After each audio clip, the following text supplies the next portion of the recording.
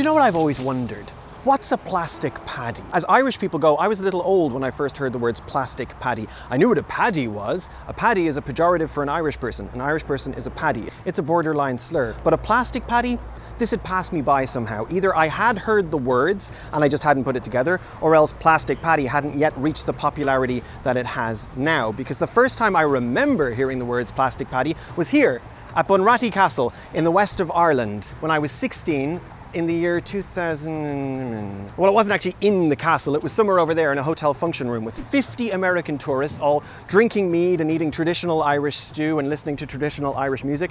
I was working there, actually, teaching them to play the spoons. You really haven't lived until you've heard that many American tourists all playing the spoons badly. A skidly-eyed, lily-eyed, skibbity-toilet, yat. And one of the bar staff referenced plastic paddies, and I assumed she meant us, the staff, dressed up all nice and Irish, selling a curated experience, a commercial version of our past culture. I assumed we were the plastic paddies. That just made sense to me. And incidentally, when she used this term, it was with a great deal of scorn. Like whoever these plastic paddies were, she hated them. And as it happens, she was talking about the Americans. They were the plastic paddies, the people who had come here to see the Guinness Storehouse and the Temple Bar and to say things like, I'm Irish, my great-grandfather was from Cork, or Donegal. A McGravy, did you know him? A McGravy? Oh no, I'm afraid that's not a person. It's some kind of a drive-through restaurant for pigs. But honestly, I quite liked the American tourists. I grew up in a very small world and they were from a very big one. They had strange sounding lives in far off exotic places like Boise, Idaho and Salt Lake City, Utah. And they were fun and good conversationalists and sincerely in love with Ireland. Super engaged with their heritage. So it begs the question, why are they the plastic paddies? What is this fakeness we're accusing them of? Why can't they be Irish? What does it mean to be Irish? And I'm afraid I have to say it, why are we so mean about them behind their backs? Well, it's 20 years later and it's high time I found out.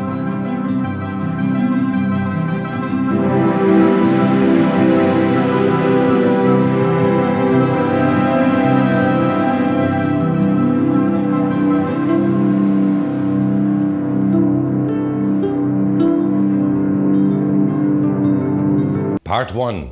Hibernophilia. Ireland and the United States of America. Two cultures separated by the Atlantic Ocean, I suppose, but united in speaking forms of English where we actually pronounce this letter. Or, R.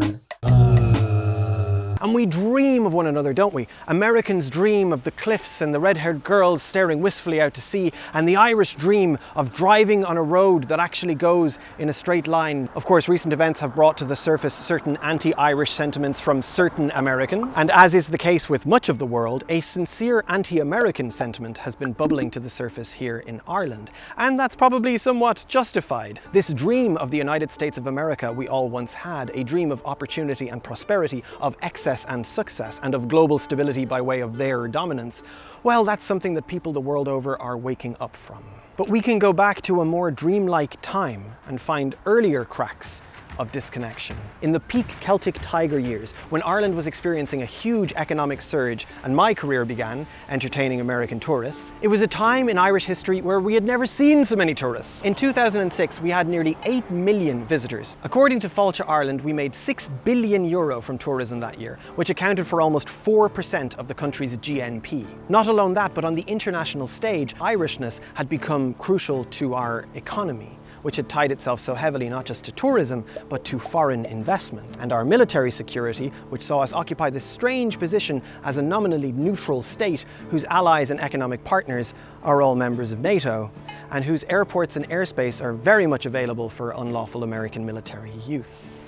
Ireland, post 9/11 and during the War on Terror, cemented itself economically and diplomatically as the 51st state, or one of the more popular 51st states. Increased ties to US foreign investment and headquartering US corporations here for tax purposes reached its first peak during this time. Some have argued that the US had a kind of need for Irishness after the fall of the Twin Towers, that this identity was like a comfort blanket for New York and for white America, an attempt to reassert their historic innocence. Like Diane Negra, for example, one of the world's preeminent experts on the role of Irishness in popular culture. She points to the speech by New York fireman Mike Moran in which he challenged Osama bin Laden, you can kiss my Royal Irish hand. And she points to George Bush's hasty visit to Ireland to emphasise his status as a statesman and a bringer of prosperity, when his administration was, in reality, very unpopular in Europe. This period of heightened cultural cross-pollination between America and Ireland is something I think many of us will remember, if perhaps as a blur of Riverdance and Bono saying stuff. Edge spends a lot of time on the internet. And vampires with Irish accents on Buffy. Everyone gets corrupted, but I find some forms of corruption are more pleasant. And Claddagh rings and this thing. Hibernophilia is the academic term coined by Catherine Egan, a complicated social phenomenon that runs the gamut from interest in Irish literature to outsized celebration of Irish ethnicity to Colin Farrell. Who amongst us has not had hibernophilia for Colin Farrell? Irishness had become a buy-in category, available in a staggering variety of consumable forms. But like I said, I've always liked Irish Americans, and I'm speaking as someone who spent most of her life dealing with them. American tourists have been, pretty much without exception, the most thoroughly delightful, polite, funny, interested, generous tippers and just sound, lovely folk I could hope to encounter. And what am I supposed to do? Lie about that? Because America, the political entity, is all evil? When I hear American accents, my ears prick up. I'm like, oh, are we going to get to have a chat? And yet, as much as that is genuinely my attitude, I seem to be something of an exception amongst my peers. Having this perspective, I was in the minority as a trad musician and as a service worker. I would constantly hear about how annoying and demanding the Americans were. I would hear all the time about how daft and unthinking they were. I would hear stories, like a colleague telling me that he had an American tourist point at this very castle and say, "Awesome castle, but why they build it so close to the highway?" Haha. Do you know the thing about that story? It's total bollocks. It's absolute bollocks. It's not true. Nobody ever asked why they built the castle so close to the highway because everyone knows they built the castle first. That's why you would go somewhere like Ireland, where the highways are young and the castles are old. And yet every Irish person knows that story, and that is because apparently it happened to everyone. A mind-boggling number of people claim it happened to them or their cousin or some lad they know. But it did not. It's a joke. It's a made-up lie about a fictional American tourist who doesn't exist. One which exemplifies the stupidity and historical ignorance we associate with the stereotype of the American tourist. A sentiment which seemed to have its own peak around that time where there were so many visitors and tourism was still a little new to us. A time when we invented our perception of the plastic paddy. I don't mean to ruin anyone's fun, by the way. If you're still enjoying laughing at fanny pack, baseball cap, American tourist in the year of oh Lord 20 whatever. But it's important for this story that we occasionally point out when something is complete bollocks. And building castles so close to highway story is simply bollocks. Now, a simplistic read like Irish people hate Americans would also be bollocks. We actually don't. All of the jokes and making fun of you behind your back, that's not hatred. It's complicated. Like, Ireland is a great place to visit. Don't let this put you off. Lonely Planet named us the world's friendliest country. Fuck you, Finland. Generally, people aren't disappointed when they come here, except maybe with the prices, but never with the Irish. We are friendly, but, and this is important, friendliness is contextual. When two cultures interact, like Irish and Americans, the interaction they have is not necessarily mutually intelligible. Linguists who have studied Irish communication say that we have very high indirectness. And what that means is, well, you know yourself. Sure, we're very, it means we're a very interesting kind of a, thing. We're very indirect. Indirect about our opinions, about our desires, indirect in our sentence structure and the way that we write video essays. We are a windy, wiggly, diddly people and perhaps, therefore, a little dishonest and duplicitous. But moreover, we're inscrutable. Even to ourselves. American person wakes up in the morning, looks in the mirror and says, "Today, I'm gonna crush it." Irish person wakes up in the morning, looks in the mirror and says, "What? What? As a general rule, we would never tell you your hair looked ugly. We would probably stand there for far too long rather than ask you to move out of the way. As a general rule, we wouldn't have a straightforward report on our attitude towards Americans. And this is why these seemingly contradictory perspectives can exist in tandem. American tourists can come here and be made to feel so welcome and have such a lovely time with the lovely, friendly people. And meanwhile, we are making fun of you to your face, being mean about you behind your back, and have spent decades, developing a whole mythology around how stupid and awful you are. Without you noticing, and without us having that assessment mean that we don't like you. No one hates anyone in this story. It's more like humorous exasperation and mild judgment. But crucially, there is one point on which we vehemently diverge. Irish Americans identify as Irish, and Irish people think that that's bollocks. They think Irish Americans are just Americans, and they find the generations-deep diaspora's entitlement to comment on Ireland annoying, often citing the apparent misconceptions that Americans have about Ireland, that we're all tiddly-dee potatoes and that there are leprechauns here and that we're trapped in the 1920s, or citing the American habit of inserting themselves into conversations about Ireland, about Irish politics or Irishness in general. In all of the above cases, it fuels the Irish rejection of any given American's claim to Irishness. What this boils down to is that Americans will say things like their Irish identity gives them a sense of belonging, makes them feel connected to their roots. And Irish people will say that plastic paddies have no real connection to here, or that they don't really know what being Irish is like. And honestly, I think that the gap between those two perspectives is really sad. It's a story of two one-time friends, one of whom thinks they're still friends, and the other of whom thinks that this other lad is a fucking gobshite. The thing is, relationships between diasporas and those that stayed behind need not be so complicated. Not all diasporic communities are looked down upon, and not all diasporas have drifted so far from their cousins back home. It would be great, and so much simpler, to encourage a closer and nicer relationship, where Irish viewers come to understand certain habits of the Irish American community and perhaps see how there is a continuity of culture, maybe even parts that we've lost, but that they've retained. It would be nice to give American viewers a window into this elusive Irishness that we clutch and keep from them. It would be nice to encourage people to be nice. It would be nice to point to second-generation artists like Martin McDonagh, or even point to the new Irish Renaissance, people like Sally Rooney, as the guiding stars for all of us, to ultimately bring all of us closer in a new and better kind of Irishness. But it would be bollocks. It would be absolute bollocks. Because the forces that could currently bring us together have been commodified and politicized, all while casting a very convincing illusion that they are entirely cultural, organic, and historically innocent forces. In spending multiple decades selling a version of ourselves to the world, we have done damage to our relationship to ourselves and to our past. The Irish are English-speaking, green-wearing, culturally contradictory, traveller-hating meanies in this story. And I'm going to be direct, Irishness has become a political weapon in the war between white people and everyone else.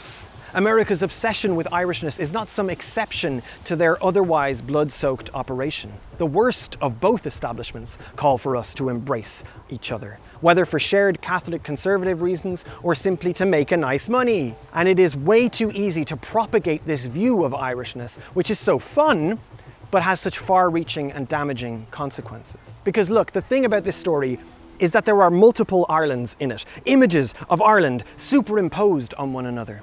By way of explanation, let's start with the funniest one. The silliest Ireland of all, the one bearing the least resemblance to the disappointing reality that I live in. You know what I mean. The Ireland that was invented on a studio backlot in Hollywood, California. Faith in Begara, top of the morning there, I fucking said it, are you happy? Part 2. Wild Thyme and Mild Spice. Irish filmmaker Bob Quinn once wrote that Ireland has long been a figment of the American imagination. And I find that very compelling, even though I'm pretty sure I exist. I've lived in this so-called Ireland all my life, and it seems to exist. But then I'll go to the cinema, and this weird thing happens. Sometimes the movies have Ireland in them, as dreamed up by Americans. And even if these Americans have managed to come here to film the movie, they don't ever seem to look at Ireland properly, and then look at the script, and then look at Ireland again, and then look back at the script, and then say, hang on. They seem to sort of just wing it in very peculiar and predictable ways. Take this godforsaken example, Wild Mountain Thyme. Welcome to Ireland. Greenfield Farm. Get a rock. Marry me. Christopher Walken just chewing the scenery. Emily Blunt chewing the scenery. There's this dog here chewing the scenery. The scenery is so fucking chewed in this film. I'm in actual pain. Jamie Dornan, who's from Ireland. He's just from the politically complicated part of it, so he has to fake this particular accent, and even he doesn't sound Irish. Whatever that is, it holds me here. I don't know what any of this is supposed to be. When is this film set? I'll give you a clue. It's 2020. He was mad as the full moon. He had a rock tied around his neck. This is something Irish people take for granted, that Ireland for the longest time has been rendered in Hollywood movies as this ridiculous, stereotypical plastic paddy nightmare. But you know, I don't think I've ever heard an Irish person ask, why? Why does Hollywood insist on these tropes? Where do they come from? And while Wild Mountain Thyme is far from unique, it is a little embarrassingly recent and a little embarrassingly bereft of anything other than the cliches. So it might prove a useful case study in our investigation of all things pâté plastique. Written and directed by John Patrick Shanley, an Irish-American man from the Bronx in New York, WMT, or Weapon of Mass Time Destruction, is also a product of the Irish diaspora, and it's not unique in that regard either. It joins a long list of films made by people whose parents or grandparents were Irish. John Ford, Martin McDonagh, Ron Howard, in which an imagined Ireland is brought to the big screen with, more than a little poetic license. We take for granted the outsized place that Ireland has when it comes to romance. But it has to come from somewhere, right? Jamie Dornan is far from alone in embodying the rustic, unknowable, tough, but ultimately soft-natured and poetically souled Irish leading man. Emily Blunt is far from alone in playing the red-haired, wild Irish shrew of a Colleen, feminine but strong, untamable but entirely traditional. Christopher Walken, why is it Christopher Walken, is far from alone in playing the old West of Ireland eccentric who loves the land and is stubborn and mad and has land. The setting itself is far from unique in being a bright green miasma of Irish-looking things all piled on top of each other with an inevitable sequence at the pub. Where does this imagery come from? What does it mean? Spoilers, it's about being white, with all of the whiteness things turned up to 12. Irishness in Hollywood is still code for a certain kind of ancestral rural whiteness from which more advanced societies have evolved, but which is still perfectly preserved somewhere in the psychic museum. That's a quote from film scholar Harvey O'Brien. What he's saying there is that when we visit Ireland on the big screen, we're visiting the imaginary, idyllic, but pre-civilized place that America imagines whiteness comes from. But in many ways, this is quite the claim, isn't it? Irishness is some ancestral rural whiteness. It's a bit much, especially since in our collective understanding of movie tropes, all this Irish stuff is firmly compartmented into a funny little niche category, isn't it? Chief O'Hara in Batman, Tom Cruise in Far and Away. They're a peculiar byproduct of the laziness of the medium and ignorance about Irishness. It's not about whiteness, it's just a consequence of that ignorance. But bear in mind, we're trying to answer how an entire recognizable simulacrum has come into existence here. A hyper-stylized fictional representation of a country and a people which is at times very far removed from the actual thing. It is not unreasonable to propose that Irishness represents something through its rich, repeated and self-referential history on the big screen. And what people like Harvey O'Brien or our old friend Diane Negra propose is that Irishness represents an idealized ancestry of the funnest, bestest whites in America. A pre-white or proto-white identity. We're supposed to perceive it as an inoffensive, escapist category. A pretty box into which filmmakers and audiences can place conservative ideas about gender and race, but in a fun way that's all nice and Irish. Look, it's fun. He fell in the water. So let's take that Irish Colleen trope. Colleen is a word in a language that isn't English. The trope of the fiery red-haired girl with the jumper and the stick that Emily Blunt tries so hard to inject some nuance and subtlety into, God help her, this stretches all the way back to at least the 1920s, an ideal archetype for conservative views of women. As Negra puts it, when traditional American femininity was under siege, to some extent due to the ascendancy of the new woman as a dominant female stereotype, the figure of the Irish Colleen served as a comforting return to natural and unproblematic femininity. And the red hair is its own shorthand for this pre-white identity. A deviant or excessive whiteness, at once hyper-white and racially suspect, while also being very specifically gendered, representing the wild ancestor of the ideal tradwife. In popular culture, the redhead often represents a femininity that is excessive, too loud, too sexual, too emotional, and therefore needing to be controlled or neutralized. Irish women, like those portrayed by Betty Grable, were depicted as wild but fun, feisty but loyal, other but not a politically disruptive other. Who could forget Scarlett O'Hara, Vivien Leigh's protagonist in 1939's Gone with the Wind, a first-generation Irish-American with overtly signposted connections to Ireland through the family estate of Tara and the impetuous, wild, colleen nature of the character. And I don't know if you know much about the film Gone with the Wind, but it sure did tackle issues of race in a number of ways.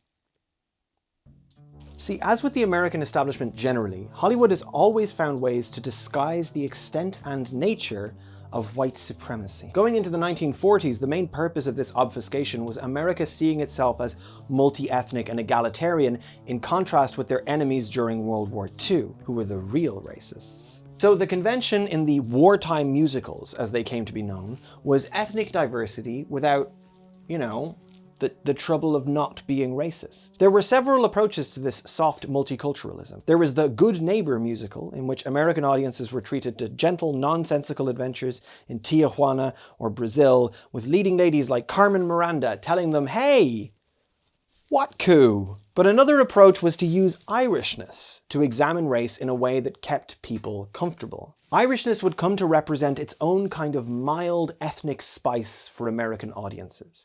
And I do mean ethnic, and I do mean mild, like garlic powder kind of mild. The wartime musicals with Irish protagonists emphasized America as a place where immigrants came, had a great time, and importantly, made something of themselves. As scholar Sean Griffin explains, in all these films, the Irish easily find success, happiness, and acceptance in America, providing evidence that the country has successfully resolved whatever racial and ethnic inequity may have once existed. Films from this era also reveled in stereotyping, with all these same Irish immigrants engaging in drunkenness and fist-fighting.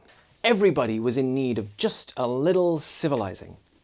Proto-white. And Ireland just got more mythic as we move through time, when this American gaze was looking back at Irish identity through a thicker fog of history. We get a technicolor image of Ireland shot on location in 1952's The Quiet Man. This is the story of an immigrant returning to his mythic homeland. John Ford, an Irish-American director, and Maureen O'Hara, a first-generation Irish-American actress, working with John Wayne, a sexist old prick, to bring an intentionally more idyllic Ireland to the screen, one which is stripped of sectarian complexity, the Catholic priest and the Protestant reverend are literal besties, and one which happily drinks and brawls and cavorts its way past issues of poverty or post-colonial trauma and seems to prompt the moral, maybe a little bit of being uncivilized is good for a soul. And then in 1959 we get Darby O'Gill and the Little People, a surprisingly terrifying film that committed the unforgivable sin of introducing Americans to the concept of leprechaun. And also I think established a new low standard for Irish accents by casting Sean Connery, a sexist old prick. Somebody beat me over the head that night,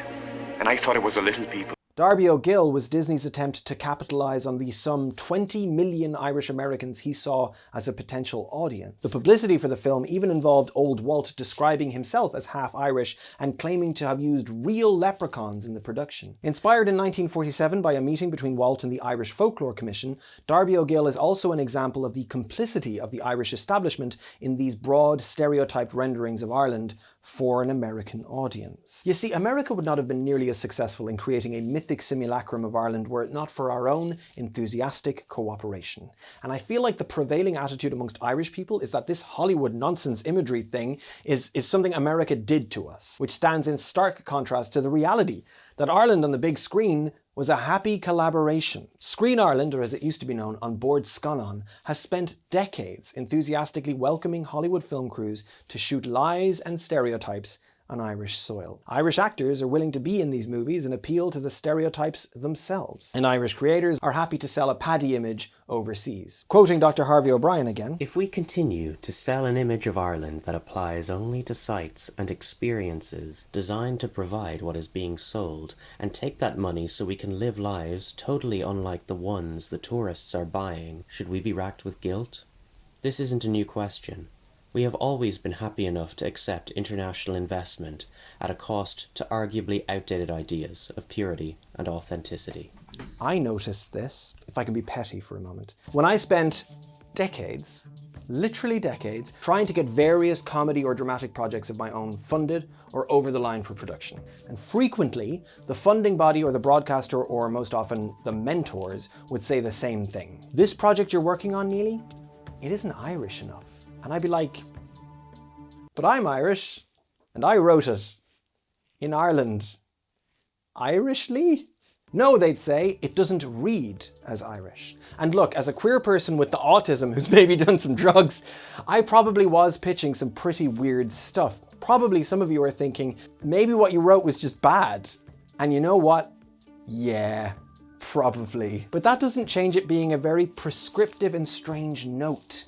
One which probably explains a lot of Irish media. Anyway, we'll pick up that thread again later. I was supposed to be explaining the history of Ireland on screen. Blah, blah, blah, blah. The 60s and 70s happened and I don't know, something. Eventually we start to get new tropes, like The Reformed Gunman, in which American audiences could engage with the blurry line between terrorist and freedom fighter. Usually only blurry in as much as terrorism bad, but this guy good? As observed by Erica Noel Mann in her fascinating MA thesis. Because most of the Irish-American diaspora is Catholic, and often by default nationalist, Irish films that appeal to American audiences often take the Catholic nationalist point of view. Therefore, Irish films often need to find a balance, creating a Catholic nationalist character who is strong, but remains outside of the IRA violence. By using the IRA as its proxy for all terrorism, once again, mild ethnic Irish spice offered a way to have a complicated conversation without the terrible cognitive dissonance of having to humanize brown people. Now, subtlety could be injected into stories with bombs in them, like Patriot Games, Ronin, and other stories with bombs in them. And yes, therefore, that infamous line in Star Trek, banned by the BBC, where Data says that the Irish won their independence through resistance, could not have been about any other conflict, and probably couldn't have been said by Geordie LaForge either. In the 90s, we enter an era of cinema marked by multiculturalism for babies, films with familiar themes and unoriginal resolutions that made themselves interesting by being set somewhere foreign. The Irish film industry pumps out a bunch of films in this period which fit this description perfectly. The marriage of a growing Irish economy and the American fascination with all things Irish. And over the course of the 90s, in cinema on both sides of the Atlantic actually, we really see a ramping up of the... what should we call this myth? The proto-woke island myth. The myth that Irish people are somehow exempt from racism, that we are simultaneously friends of black people by default, and kind of black ourselves, actually, somehow. Yeah. This idea of the jazz Irish is perfectly summed up in this 1991 film, which features Chief Miles O'Brien. It's called The Commitments, and it's about an Irish soul band. It didn't really make that much of an impact in the States, so probably you haven't heard this. Well, brace yourselves, because this is a hell of a line. The Irish are the blacks of Europe, and Dubliners are the blacks of Ireland. And the Northside Dubliners are the blacks of Dublin. So say it once, say it loud. I'm black and I'm proud. As Catherine Egan points out, this dialogue and its enthusiastic reception are so important because they demonstrate the Irish and Irish-American tendency to link Irishness to a heritage of oppression that is in many ways very distant from their present-day lives. It's pretty convenient that they have some legitimate claim to the genre of soul because they're the blacks of Europe or whatever, and it speaks to the have your cake and eat it attitude of Irish people that mere mention of songs like Take Me to the River, Try a Little Tenderness, or Mustang Sally conjure up not images of Al Green, Otis Redding, or Wilson Pickett, but instead images of a fictional band of white people from a film in the 90s. Throughout the 80s, 90s, and 2000s, we were constantly reminded of the classic immigrant story, and often in those narratives we see whitewashing of the role of Irish immigrants in genociding the Native Americans, or an idealized intimacy between the Irish and African Americans and other minority communities. In each decade, the particular racial tensions of the time are addressed, or perhaps shushed, by the sentiment, at least the Irish were there also, and poor, and nice to all you ethnics. Which, from a historic perspective, is not a historic perspective. In 1992, we get Far and Away with Tom Cruise, taking the Sean Connery school of Irish accents and applying a bit of Mike Myers to it. Tell me you like my hat. You're not wearing a hat. In that film, our heroes are forced to leave their homeland because of the brutal land grabbing of the British, but it's okay because they travel to America where they take part in the land run of 1893 and then they just claim Cherokee land? Is that the plot of the film? Ron Howard! We get the deeply inaccurate and propagandistic Gangs of New York, in which the draft riots are depicted, but the Irish are portrayed as innocent. For the record, the draft riots were a brutal series of beatings and murders by Irish immigrants against African Americans, in which over 100 black people were killed. But we will get to that. In service of this more fundamental myth of an ideal immigrant archetype in the Irish, Gangs of New York completely misrepresents these historical events, portraying the Daniel Day-Lewis-y meanie Protestant Yankees as the only racist ones, and the innocent Leonardo DiCaprio-ish Irish as friends of the black people in New York. And on, but speaking of Leonardo DiCaprio-ish, we also get Titanic. And Titanic uses Irishness to fulfill two contemporary white American desires. One, the desire to be the underdog, history's good guy, always scrapping against the odds against the forces of evil. And two, a passion for life, wearing rags but dancing. The modern white American, of course, has other fantasies that she projects onto Europe. Princess fantasies she lives out through Sense and Sensibility or The King's Speech or whatever. But this is why Titanic is such a perfect, successful movie. Because on some level, most white Americans, like Rose, want to enjoy the privileges of every single deck on that ship. And it is precisely this multi-deck access, this class fluidity, this ethnic fluidity, this identity fluidity that Ireland in cinema and Ireland as a concept offers to Americans. Irishness is a buffet for America. Affirmation that white people can be cool too. Familiar stereotypes and shorthands that make following the plot easier. Mild ethnic spice and all the comfort of the strangely familiar. I'd love to tell you that this is a phenomenon of the past, or one that is at least improving.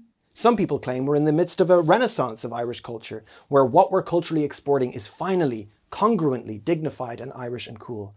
But as we'll get to later, even that's not so simple. For now, we perhaps have a better idea of how a film like Wild Mountain Thyme can come to exist. The apparent tension between being set in 2020 and feeling like it's set in 1920 is partly explained by the dreamlike and mythic role that Ireland plays in the American imagination. Its characters and archetypes are actually older and more load-bearing in terms of American identity than you might, at first glance, suppose. And the fact of it's being made by an Irish-American filmmaker, himself trying to capture the magical feeling of visiting his cousins in Ireland as a child, well, that's also common. But also, who cares, you know? Like, am I offended by this movie? No. It's literally too silly to be offensive. Far and Away is too silly to be offensive. Darby O'Gill and the Little People is too silly to be offensive. Most Irish people just cringe and roll their eyes and laugh about the simulacrum. No one is angry at anyone in this story. And in truth, we're complicit in the stereotyping. The film crews are coming here to film us being a stage version of ourselves. We agree to that in order to make a nice money from it. Just like the relationship between American tourists and Irish entertainers. No doubt there'll be more Wild Mountain Thymes filming here in the future. Welcome to Ireland. Greenfield. Farm. Rock. Marry me. So maybe we could suggest a new definition for plastic paddy. Something like this. Plastic paddy, noun. A character created to evoke Irishness, which fails to capture Irishness. In this definition, it doesn't have to be a character created by Americans. It might be, and often is, a collaboration between American and Irish creatives. These are the most common kinds of plastic paddy that we see on screen. American perception coupled with Irish performance. As will become increasingly clear, it's arguable that the very concept of Irishness, certainly the global and popular version of it, is actually a collaboration between Ireland and America. But I can only speak to that from the Irish perspective. What might be smart is to collaborate with a real-life, no foolin' American. I'm Irish. My great-grandfather was from Cork or Donegal. Really, I hate doing bits in public. The truth is, I actually don't know where my family was from. Part 3, green milk and ham. I think somewhere in the north. But I am truly Irish American. But I don't tell people that here because I live here and I want people to like me. But my paternal grandmother was, in fact, Irish. I mean, she was from Philadelphia, but she really cared about the fact that she was Irish. So I'm Irish American enough that I grew up celebrating St. Patrick's Day, but not Irish enough for citizenship by descent. So here's what celebrating St. Patrick's Day looked like for me growing up. I'd wake up and see if the leprechaun had come to the house, because if he had, the milk would be green. Very exciting getting the green milk and using that in the morning to eat your cereal. Then I'd go to school wearing green, because if you didn't wear green, people were allowed to pinch you. A lot of public schools in the US will try to avoid talking about Santa Claus or the Easter Bunny because, you know, those are Christian, but the leprechaun isn't religious, so most years in primary school, we'd have some sort of little holiday thing. At least all the kids would be wearing green, and there'd be some shamrocks taped to the walls, but sometimes there'd be sweets, or cookies, or little green footprints all over the desks and floor. And then I'd go home and have my favorite dinner. Corned beef, cabbage, and potatoes, all boiled with mustard. And I'd go to bed feeling proud of being Irish. So that's all bollocks. Not the story. Everything that I just told you was true, but like, okay, so here the leprechaun doesn't come to your house and turn your milk green. Fairies might mess with your milk if they're not too busy killing you for chopping down the wrong tree. I've never had an Irish person pinch me for not wearing green on St. Patrick's Day. I can't picture an Irish person touching me unprompted. And there's no corned beef, vegan or otherwise. Bacon is the thing here. Bacon and cabbage is a thing. Corned beef, not so much. Corned beef harkens back to a time when Irish immigrants in New York lived in close proximity to Jewish immigrants, and Jewish butchers, well, they obviously weren't selling bacon, so they sold corned beef. And for any Philadelphians watching, those things you eat, those Irish potato candies, the little nuggets of coconut, cream cheese, sugar, and cinnamon, those are not Irish. Ireland is not a place known for coconut. And it feels very silly telling you all of this, for the record. I'm not being flattering to Irish Americans, some of whom have genuine connections to the identity, and I'm sabotaging any chance that Irish people will see you as legitimate because I just told them about the green milk and Irish potato candy. I think a lot of non-Indigenous people from the States have a longing to know where they're from, to have a sense of grounding in their histories. Some people have it worse than others. Capital AA African Americans are descended from slaves. Their heritage was stolen from them in acts of breathtaking cruelty. Mine is more benign. Lost paperwork, bad record keeping, slow changes until you're eating corned beef with French's mustard alongside a glass of green milk. The thing about corned beef, though, is that the history that I just told you, it's only partly true, partly bollocks. In their article, Irish Corned Beef, A Culinary History, culinary historians discuss the ancient relationship that the Irish had with cows and beef, and it's really fascinating. Like, originally cows were almost exclusively for dairy, and they were close to sacred.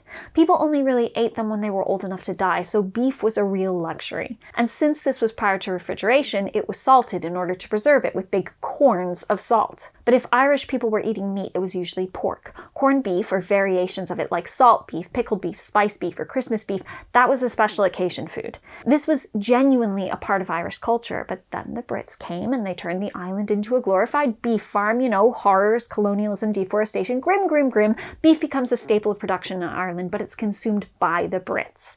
Anyway, some Irish make their way to New York City, and hey, there are plenty of immigrants with plenty of diets. Bacon is readily accessible through German butchers, but the really exciting thing is that there are Jewish butchers and they're selling corned beef, the thing that had been an Irish delicacy most Irish people couldn't access, and in the US it was cheap. So the Irish who immigrate eat corned beef and maintain the eating of corned beef on holidays like St. Patrick's Day. While back home in Ireland, the tradition of eating corned beef does continue, especially in Dublin and Cork, until about the mid-1900s, at which point it kind of gets forgotten. It's not a luxury anymore, it's not culturally significant. Bacon is cheaper as a staple, and people eat goose or turkey on Christmas. So this ancient Irish tradition died out in Ireland, but was kept alive in New York City. This isn't terribly surprising. Most of the first-generation kids I know make trips back to their parents' country, India, say, and find they're being raised more conservatively than their cousins. That's because their cousins aren't tasked with upholding their Indianness in quite the same way. The things that their respective cultures value have changed. Sometimes immigrants sustain a traditional cultural practice that their country of origin has moved on from.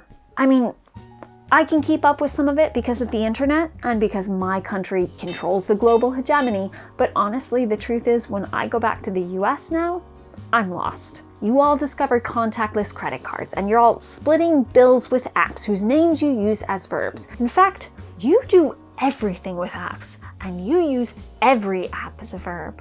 We'll get a ride with Bongo, and you can vilt me the money. Like, fuck off, I'm walking. But I'm lost in Ireland too. I have never understood how to hint at things like an Irish person. I'm too direct, and too impatient, and too smiley. And there are closed social walls. Like, people don't make friends here as adults. I know everyone says that, but here you make your friends in school, and you keep them forever. Even if all of you emigrate, it is lonely being in a different culture.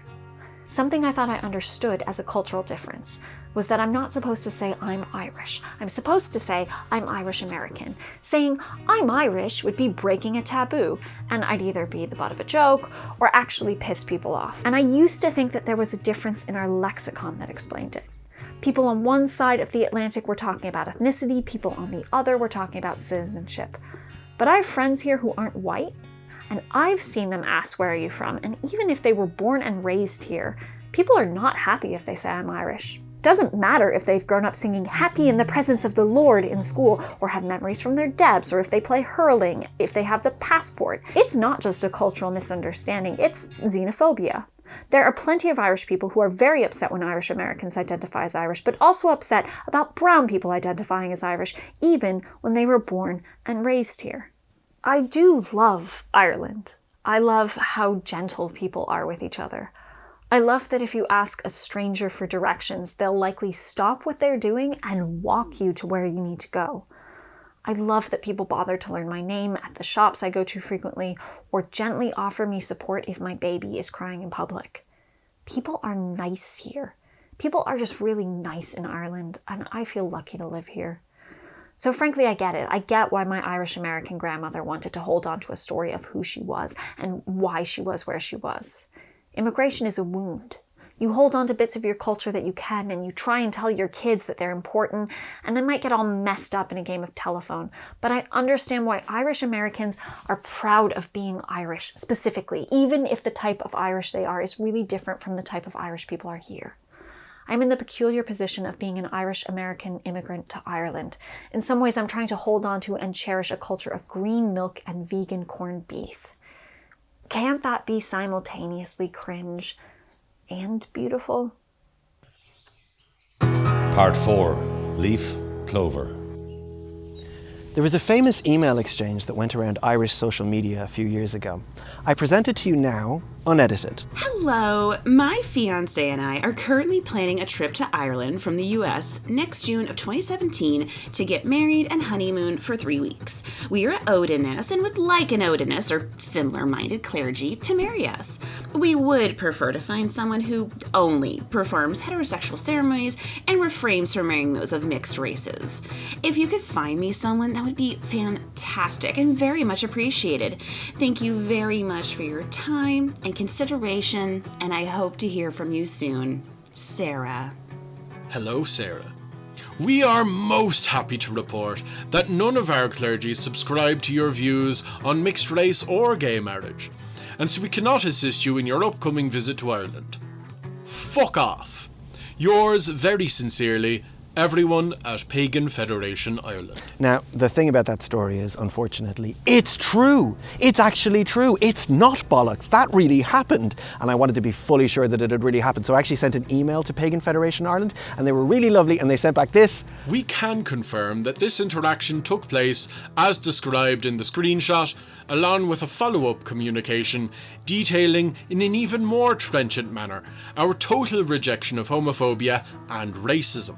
The sentiments expressed are still those held by Pagan Federation Ireland clergy. So it's true, it really happened, it's so funny. Now, does this one incident mean that all Irish Americans are white supremacists? No, of course not. Look at this. This is a bear wearing dungarees in the style of a Mondrian painting. Does that therefore mean that all bears wear dungarees in the style of Mondrian paintings? No. Bears wear blue dungarees. But yes, clearly there are some Irish Americans who are white supremacists, and the truth is that some of those fully base their white supremacy on their Irish identity. like the Aryan Brotherhood, because yes, the humble shamrock, symbol of Irishness, St. Patrick's Day, and the crack, is also listed by the Anti-Defamation League as a symbol of white supremacy. Now, as they point out, this is usually when in combination with a swastika, and I personally think the swastika is doing rather some heavy lifting semiotically there, but it is nonetheless troubling though. Irish people don't tend to associate our symbology with hate, but here it is, plain as day. Say, from the perspective of a black, Latinx, or Asian person in the US, someone who is perhaps in prison or in an area with gang activity. If they see a shamrock tattooed on someone's arm, they think, this is a white supremacist. Such is the nature of white culture's unquestioned dominance over America that this same shamrock can be used to sell breakfast cereal, concert tickets, or be plastered across New York City on March the 17th every year. And no one considers the problematic nature of its dual meanings. Meanwhile, Latin American people with any tattoos are being sent to gulags in El Salvador under the fiction that they are gang affiliated. And it's weird that it's the shamrock, you know? I used to search for four-leaf clover with my mother in the fields as a child. We never found any, but it felt kind of magically Irish, you know? It's such an innocent plant. My point being, it's not the shamrock's fault that they've been appropriated by racists, just as it's not your average Irish American's fault that those racists exist. But it is, frankly, consistent with our story that the shamrock became a symbol of white supremacy, because the dividing lines of the American racial hierarchy were drawn around the Irish to include us and to exclude others. It is, I'm afraid, a very racist history. One of the most prolific voices in documenting this racist history is a guy by the name of Noel Ignatieff. Tick him off your bingo card now if you've been waiting the whole time for his name to come up. He's a very compelling historian, he has great prose, and crucially for our purposes, he offers a wealth of knowledge on the history of the Irish in America. So he takes us back to an Ireland before the famine, to the 1800s, before the founding of the Irish Republic, and during the lifetime and great works of this man, Daniel O'Connell. An Irish revolutionary beloved in Ireland to this day. He is the reason, in fact, that there's an O'Connell Street here, and an O'Connell Street here, and an O'Connell Street here. And amongst his other great political achievements, he was the founder of the world's first grassroots political party, the Catholic Association.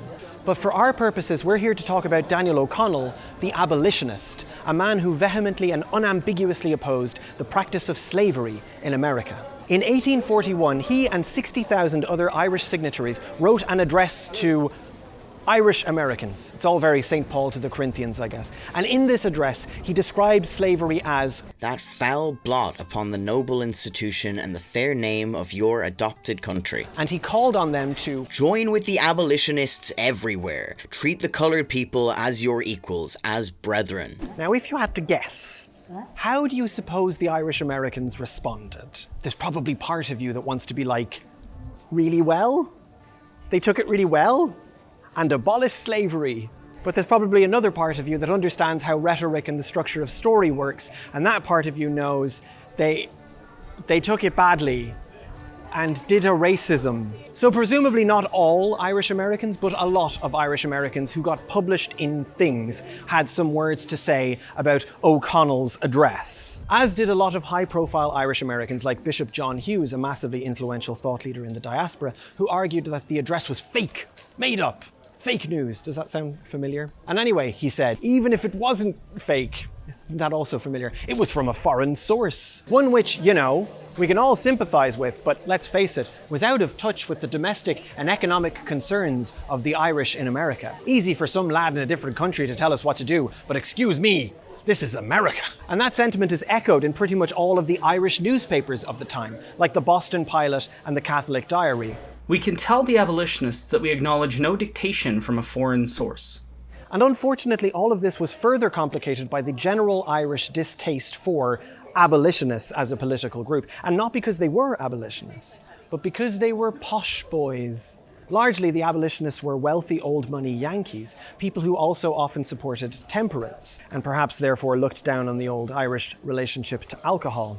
Or worse, the Yankees supported nativism and actively worked to keep the Irish out of certain jobs and away from certain spaces. It was also further complicated by those pro-slavery voices, the anti-abolitionists, actively targeting Irish American communities and stoking their fears of economic precarity. The conservative press in general at the time, as well as the Jacksonian Democrats, emphasized that freed slaves were a threat to Irish jobs. Labour activists denounced the abolitionists not for opposing slavery, but for placing the cause of the slave ahead of the cause of the free worker.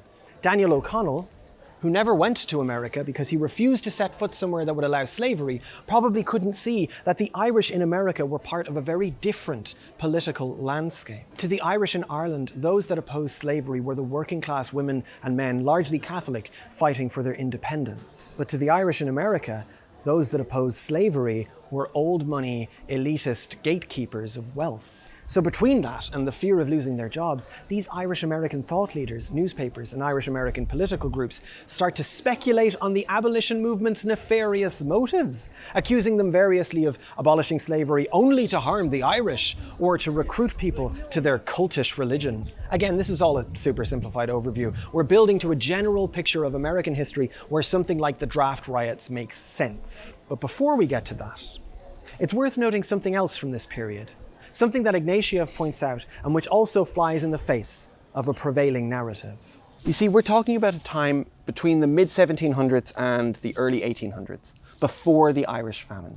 This was before the coffin ships and before the prevailing image of the millions of starving Irish peasants forced out of Ireland to make a life for themselves in the New World. And yet, clearly, there was already a significant Irish diaspora in America. I mean, otherwise there wouldn't have been anyone for Daniel O'Connell to address his address to. Ignatieff points out how the majority of Irish Americans in the 1700s and 1800s were Presbyterians, not Catholics. They were largely Ulstermen of Scottish descent, people from what is now the political north, who might now be described as Ulster Scots, but who often had intermarried and who were then simply Irish. People who had, quote, the same grievances with the Church of England and the British and commercial landholding system as did the Catholics. It wasn't until the famine and the arrival of hordes of desperate landless Gaels, many of whom didn't speak English and only spoke Irish, it wasn't until then that there was an effort to differentiate these two groups. There was an effort to paint the newcomers as the troublesome and uncivilized Irish. So not only are the ethnic and social differences between Ulster Scots and Catholic Irish in part the product of American history, but also the process of creating a distinction between hireable and unhireable Irishmen resulted in cliches that persist to this day. The Irish as Catholic, impoverished, violent, and drunk. To Ignatieff, this is an insight into how Irish Americans can simultaneously be a very oppressed people indeed, pushed out of jobs and not accepted by the waspy Yankee types, and the minority that made it because we were an English-speaking people who worked real hard.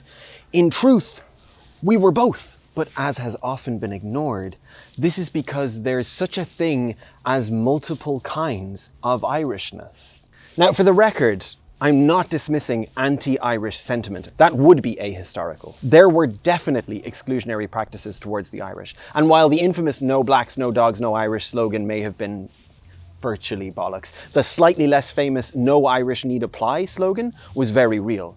In job placements throughout the 1800s and 1900s in the USA, there are frequent instances of "No Irish Need Apply," often several in the same newspaper. Racist cartoons were also very real, depicting both Irish and African Americans as equally unevolved or simian, or just depicting the Irish as primitive and racially inferior. These date back to British colonial propaganda, but there were examples from the USA in the 1700s, 1800s, and even 1900s. And while it's not nice to reproduce, it's important context that people in the 1800s sometimes referred to African Americans as smoked Irish, and sometimes to the Irish as white Negroes. The Irish were an underclass in some very meaningful ways, pushed into the poorest areas like New York's Five Points, such that they were neighbors with African Americans, pushed into the worst forms of labor, like building canals and laying down railroads, so that they were competitors with African Americans. As neighbors, the Irish Americans punched down by essentially inventing blackface minstrelsy. They took their familiarity with African American forms of song, dance, and manners of speech and made a mockery of them for entertainment, adorned themselves in pantomime blackness to show how, hey, we're not like them. The most famous example being the Irish performer Master John Diamond, like the prototype minstrel. As competitors for labour, however, the Irish were even more cruel. You see, the Irish came to America with a specific approach to unionising, and that was to beat the absolute shit out of anyone who withheld your wages, or underpaid you, or even seemed like vague competition for your job. They beat each other up. In Maryland in 1834, 700 men from County Longford attacked 300 men from County Cork, killing at least 5 over a dispute for work on the Chesapeake and Ohio Canal.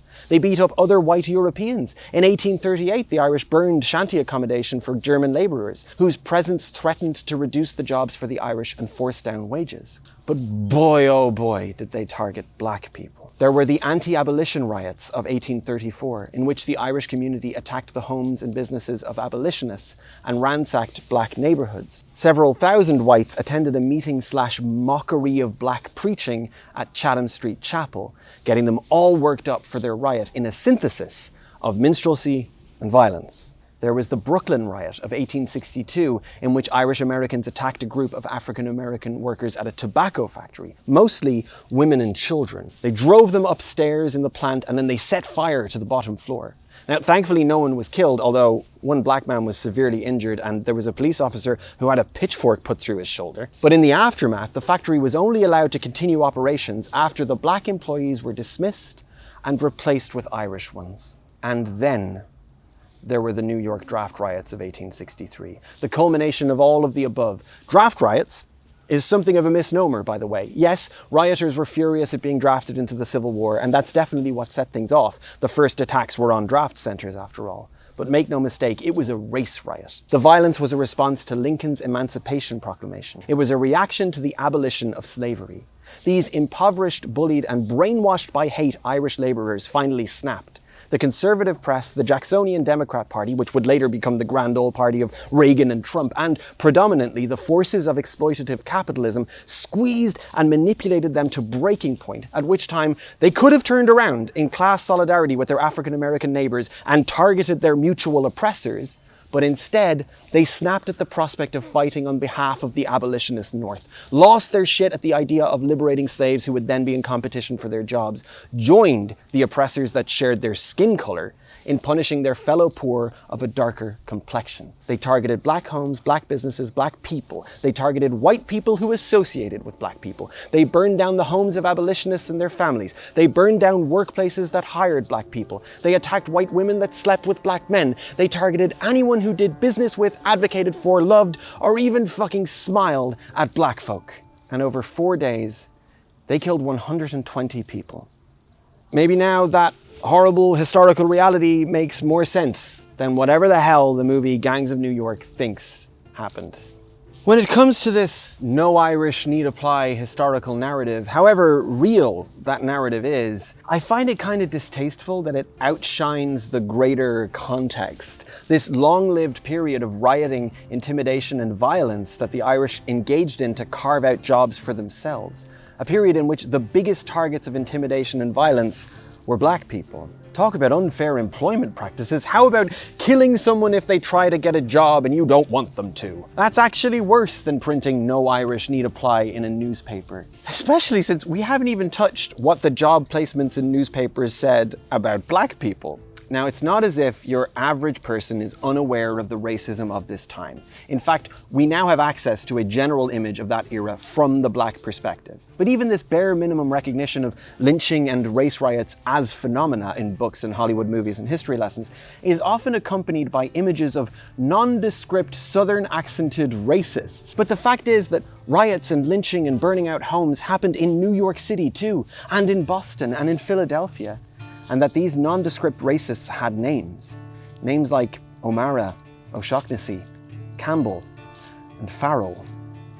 And as Ignatieff points out, when this tumultuous republic with its semi-sanctioned chaos that used its working class in violence against itself settled into something more like an organized and civilized place, something a bit more recognizably modern America, a little more peace on the streets, a little less union power, the Irish cemented their role as class traitors by becoming an overrepresented part of the police force. We get a new cliche, the Irish cop. And a burgeoning industry in Hollywood starts to tell its own version of the story of the Irish in America. Part 5. Old fashioned. No, wait. I wasn't done explaining the shamrock. It's part 4. It's still part 4. Part 4 forever. Part 4 again.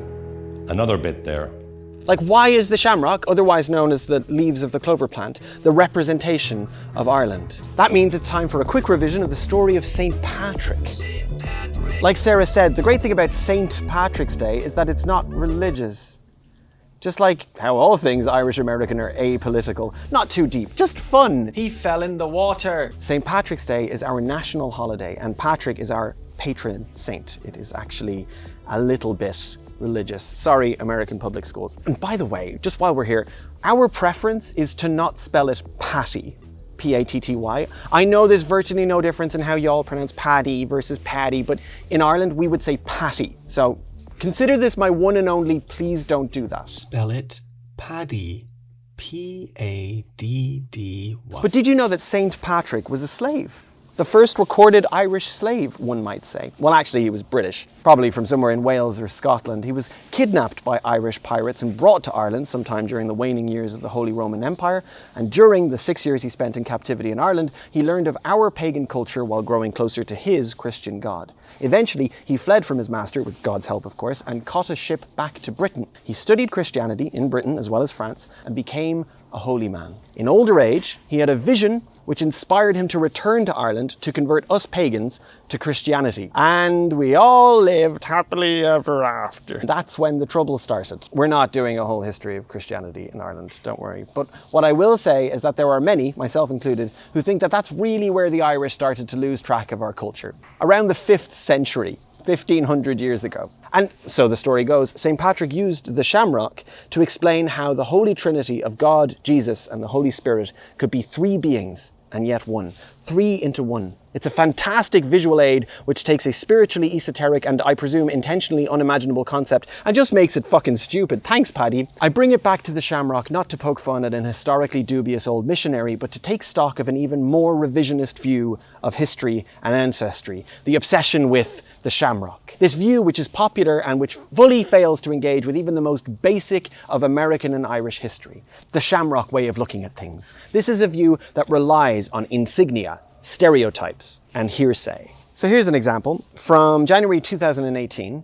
Internet comedian Amory King posted this meme. White Irish slaves were treated worse than any other race in the US. When was the last time you heard an Irishman bitching about how the world owes them a living? You won't, because the Irish aren't pussies looking for free shit. This garnered 20,000 likes and was shared almost 100,000 times, receiving so many fucking laughing emojis. And then there's opinion pieces and tweet threads and rhetorical shorthands. The Irish were slaves too. It's a common refrain, especially from conservative quarters. I'm talking about the people who wear shamrock tattoos in order to display an Irish flavour of white supremacy, or the people who use the history of the Irish as an oppressed group in order to vilify other minorities, people who ignore the Irish as an oppressor group, despite bags and bags of evidence. These people are my next contender for a new definition of plastic paddy. Noun, an individual whose view of Irishness, particularly in America, is historically revisionist and self-serving. Not all Irish Americans, not at all of the Irish diaspora, just the ones, and the people in Ireland, who perpetuate this punching down on other ethnic groups with a simplistic, fascistic and fallacious view of their ancestors. It is these people, the same conservative talking heads and newspaper columnists and provocateurs following in the tradition of whipping up racism in Irish communities. It is those people that I want to address for a moment, if I may, because we're about to discuss the famine and Irish indentured servants and genocide. And just come here. My ancestors didn't die with grass stains around their lips, eating grass to try and stave off the terrible hunger so that you could equivocate over slavery and rewrite history. They didn't. They didn't die for that. My ancestors don't serve me. I serve them. What they died from was the supremacist lines that built the British Empire. Supremacist lines which suited its ruling class and suit its ruling class still.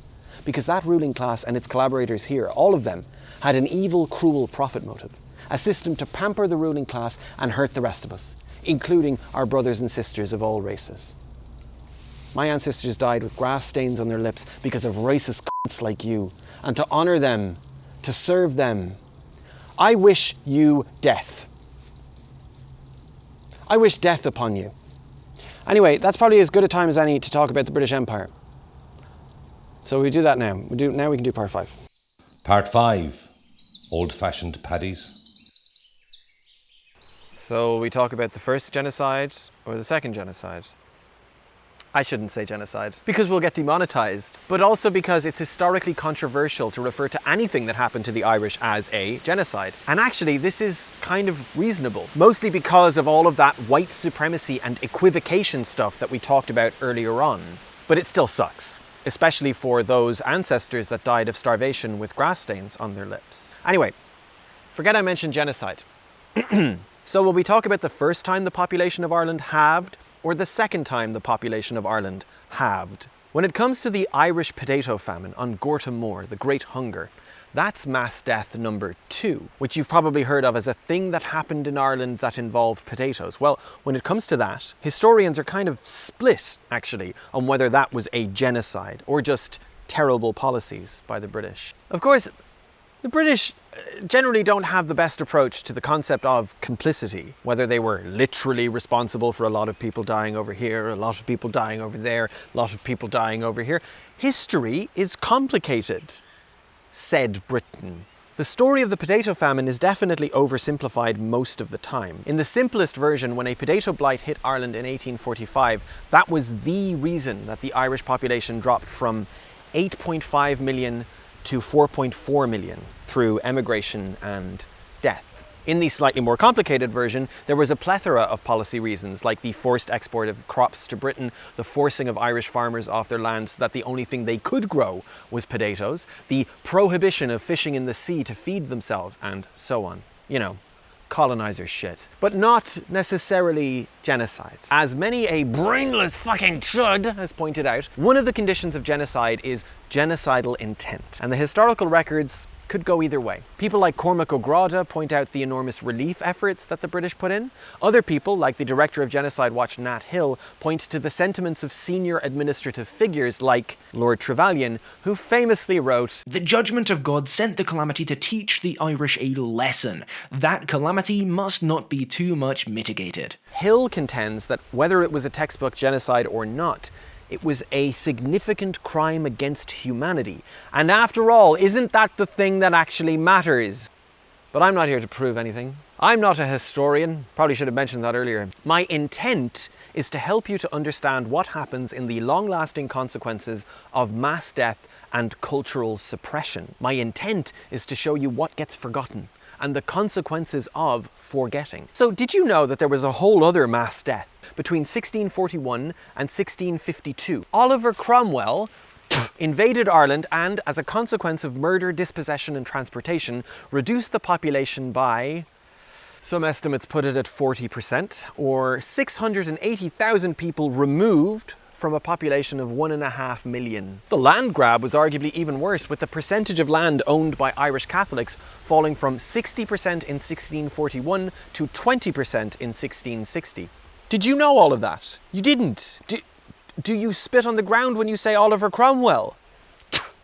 You don't. You thought Oliver Cromwell was the guy who played Farmer Hoggett in Babe. That's James Cromwell. Read a book. You call yourselves Irish.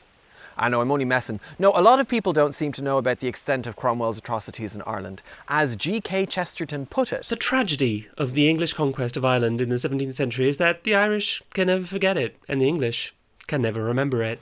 Oliver Cromwell was a complicated historical figure, a religious zealot of the post-Reformation puritanical kind, austere in all his earthly desires except for the desire to butcher his fellow man, and very, very anti-Catholic. He had fought and won against King Charles I, a Scottish Catholic man, and had thus ended the First English Civil War. Unfortunately, Britain being Britain, they couldn't then just be normal and have a nice non-monarchy. No, they had to have 11 years of some of the most gruesome, nasty, bloodthirsty, tyrannical rule in the history of, yeah, I know, them, in which there were royalist uprisings and the execution of the king in a second civil war, and in particular, lots more slaughtering Catholics.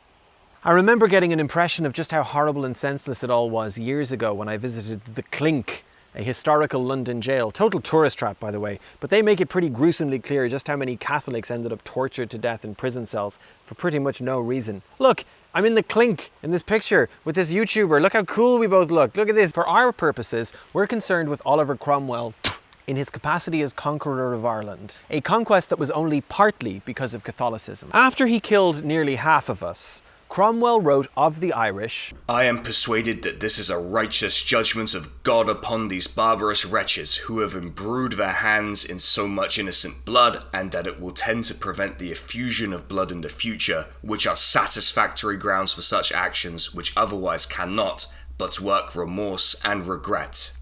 he was doing the work of God. He had to do a genocide because his God told him to, and it was his land and he had to, and it was a tactical invasion. It was a tactical invasion as well as anything else that it was. An invasion prompted by the threat of the Irish Catholics allying themselves with the English royalists. Because the son of the murdered king, Charles II, was in hiding in Europe waiting to retake England once his support and force of arms was strong enough. And the Irish, seeking self-determination and an end to all of this anti-Catholic discrimination, could get behind a monarchy under a Catholic king. So Cromwell had every reason to crush these barbarous wretches. And crush them he did. Between 1649 and 1650, he laid siege to the cities of Drogheda and Wexford, destroyed Limerick and Galway, killed thousands of civilians, killed thousands who had already surrendered, and sent tens of thousands of others as indentured servants / quasi-slaves in the New World. And yet, to this day,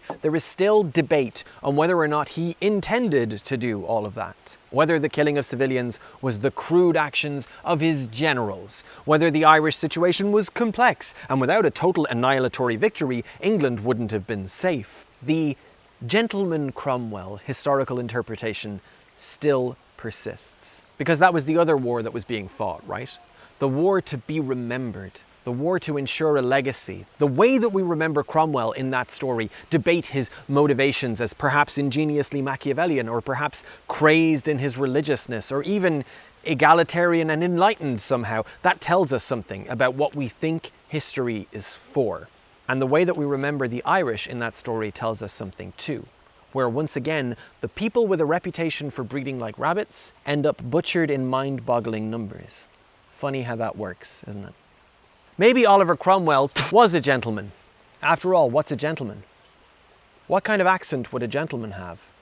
It probably seems like I'm hammering home that point that G.K. Chesterton made a moment ago. The Irish can never forget and the English can never remember. But actually there's a different historical harm that I'm getting at. You see, this period is the earliest contender for the birth of anti-Irish stereotypes. So if you were spending some of that time thinking, like, going back to the 1600s, that's a bit far to claim some historical injury, well, that's how old these stereotypes are. The Cromwellian genocide gives rise to the paddy. And forget I said genocide. This is when we start to get random examples of the conniving, drunken, low-class, smart-arse Irish character. Think the leprechaun archetype, but of course completely predating the Hollywood conception of leprechauns and bearing zero resemblance to Irish myth. Some people contend that the very first example of a stereotypical Irish character is from a Robert Howard play, written in 1662, which is just 3 years after the death of Oliver Cromwell.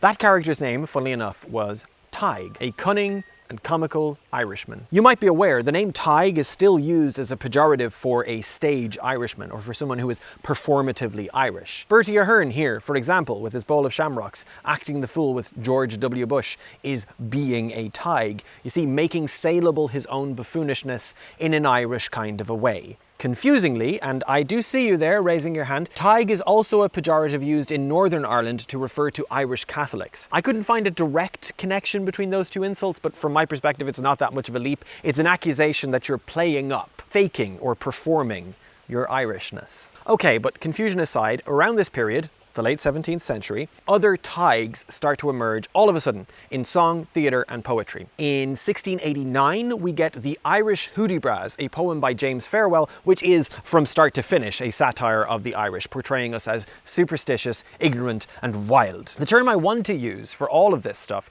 is paddywhackery, a form of caricature across history and different forms of media that persists to this day and can be applied equally to those non-Irish that satirize us as it can be applied side to the Irish performing as themselves. It's too late, I'm going to kill the lot of you. 10 to 9 and 2.5 hours is plenty of time. Give us a business. No, He wants your underpants.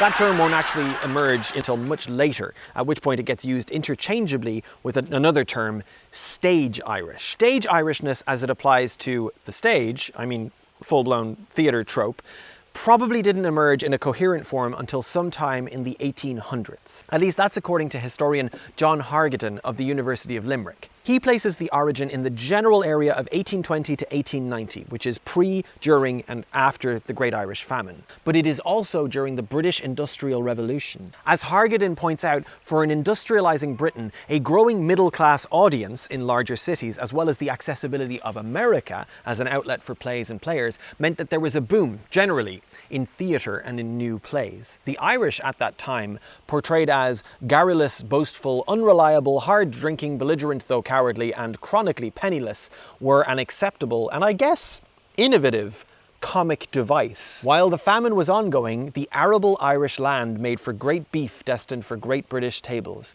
The desperate Irish workforce made for great linen destined for great British wardrobes, and the contemptible Irish personality made for great humour destined for great British theatres. The fact that these mean caricatures of hapless, drunken Irish fools functioned both as broad comedy and as propaganda, perhaps placating any sense of guilt anyone might have had about the atrocities across the Irish Sea, well, that was simply a happy marriage of simultaneous forces, as it always is in comedy. Just look at Borat. Remember Borat? A shameless piece of anti-Muslim propaganda and a huge comedy hit that tapped into the zeitgeist. Funny how that works, isn't it? There are countless examples of stage Irish characters from this period, and frankly, none of them are very interesting. They're just that image from The Simpsons of a lad in suspenders with green sideburns, with ginger sideburns going, "Oh, diddle-dee, piddle-dee." But also, right bang in the middle of this period, in 1841, we get the establishment of Punch magazine, which basically invented the political cartoon, as well as giving us the word cartoon. Punch was founded in 1841 and ran all the way to 2002, and for good reason. I mean, look at this great comedy stuff. Specimens from Mr. Punch's Industrial Exhibition of 1850. An industrious needlewoman. Okay. And sweater. Not sure what's going on there. So it's funny. That's funny. This is funny. Punch is relevant to this discussion because, surprise, surprise, they go really hard on the Irish. And continue to do so for the next, 150 years. This ramping up of anti-Irish sentiment coincides with the Irish struggle for home rule, with our anti-landlord rebellions, and of course with a quasi-genocidal famine that the British ruling class insisted was our fault. A game of suppression, which sought to uphold the British class system, its aristocracy, its empire, and its culture of hierarchies. Anyone who wanted to rebel against that might as well have been Irish. So look, I know it's a lot, but what do you want me to do?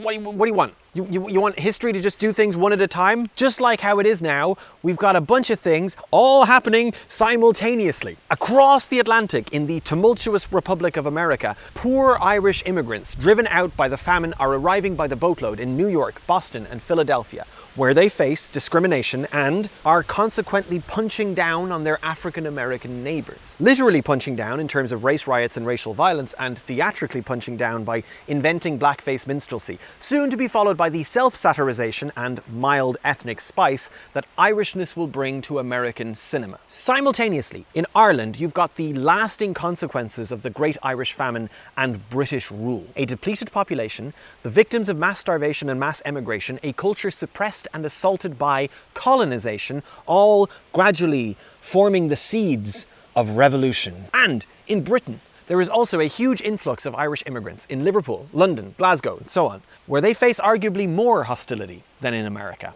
And they are portrayed in theatre, literature, magazines, and newspapers as parodies of human beings, which persist to this day. Right, got all of that. The tropes of the paddy are forged by all of these factors. They will remain structurally integral to all that we think of as Irish, and that will never fully go away, nor will it ever be possible to disentangle. Somewhere in that mix was a reality of Irish culture, right? As confused and lost as corned beef or leprechauns.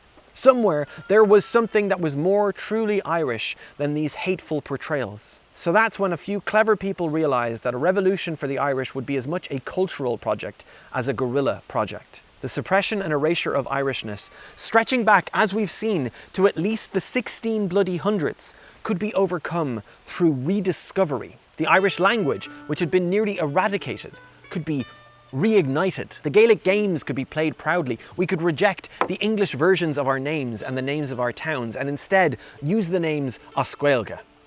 Importantly, we could be gifted our songs and stories once again. Those myths and traditions pushed into hillside whispers could be the foundations of a cultural revival. So there were two revolutions, both of which were semi-successful.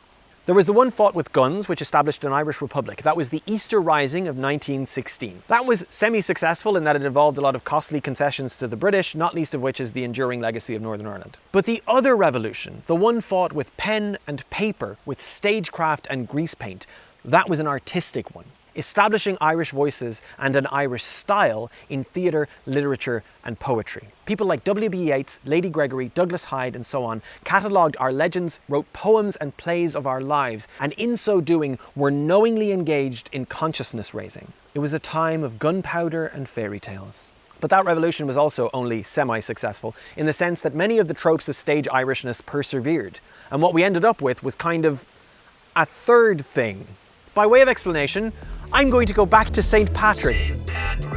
I'm so sorry, but one of Ireland's most important pieces of myth, recorded sometime in the 16th century, though in reality it's probably hundreds of years older than that, is an epic poem entitled Agaliv Uiscin agus Fádric, the dialogue between Uiscin and Patrick. This is a comical, meandering, action-packed debate between the pagan warrior Uiscin and the Christian missionary Patrick. Uiscin is the son of the legendary Fionn McCool. He spent his youth fighting with the guardsmen of the High King, the Fianna. And Uiscin has also lived for 300 years as one of the fairy folk after he travelled to Tir na nÓg, the land of eternal youth. Bear with me. This story takes place in the time after he set foot in Ireland once again, rendering him suddenly old, blind and cast out of time in a land that has converted to Christianity. St. Patrick is trying to persuade Uiscin to get baptised before his death, but this old warrior is not convinced that hell could even hold such champions as his father and the rest of the Fianna. Scholars have argued that the development in stage Irishness as written by Irish writers in order to explore Irishness became Uiscianic during and after the literary revival. Of all of the old epics, basically, these stories most closely resembled the dialogue between Uiscin and Patrick. On one level, Uiscin and Patrick wander through Ireland, with Uiscin singing about the legendary places and battles, much to the delight of Patrick. But on another and deeper level of dramatic irony, the two men keep interrupting the elegiac songs in order to assail and mock each other. The two men remind one of the alternately friendly and belligerent couples or paired clowns in an O'Casey or Beckett play.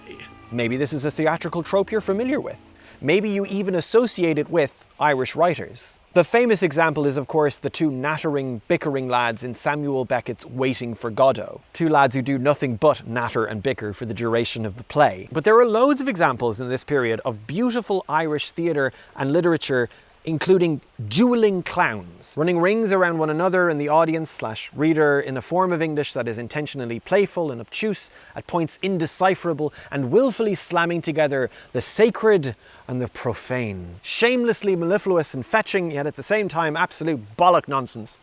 We invented that.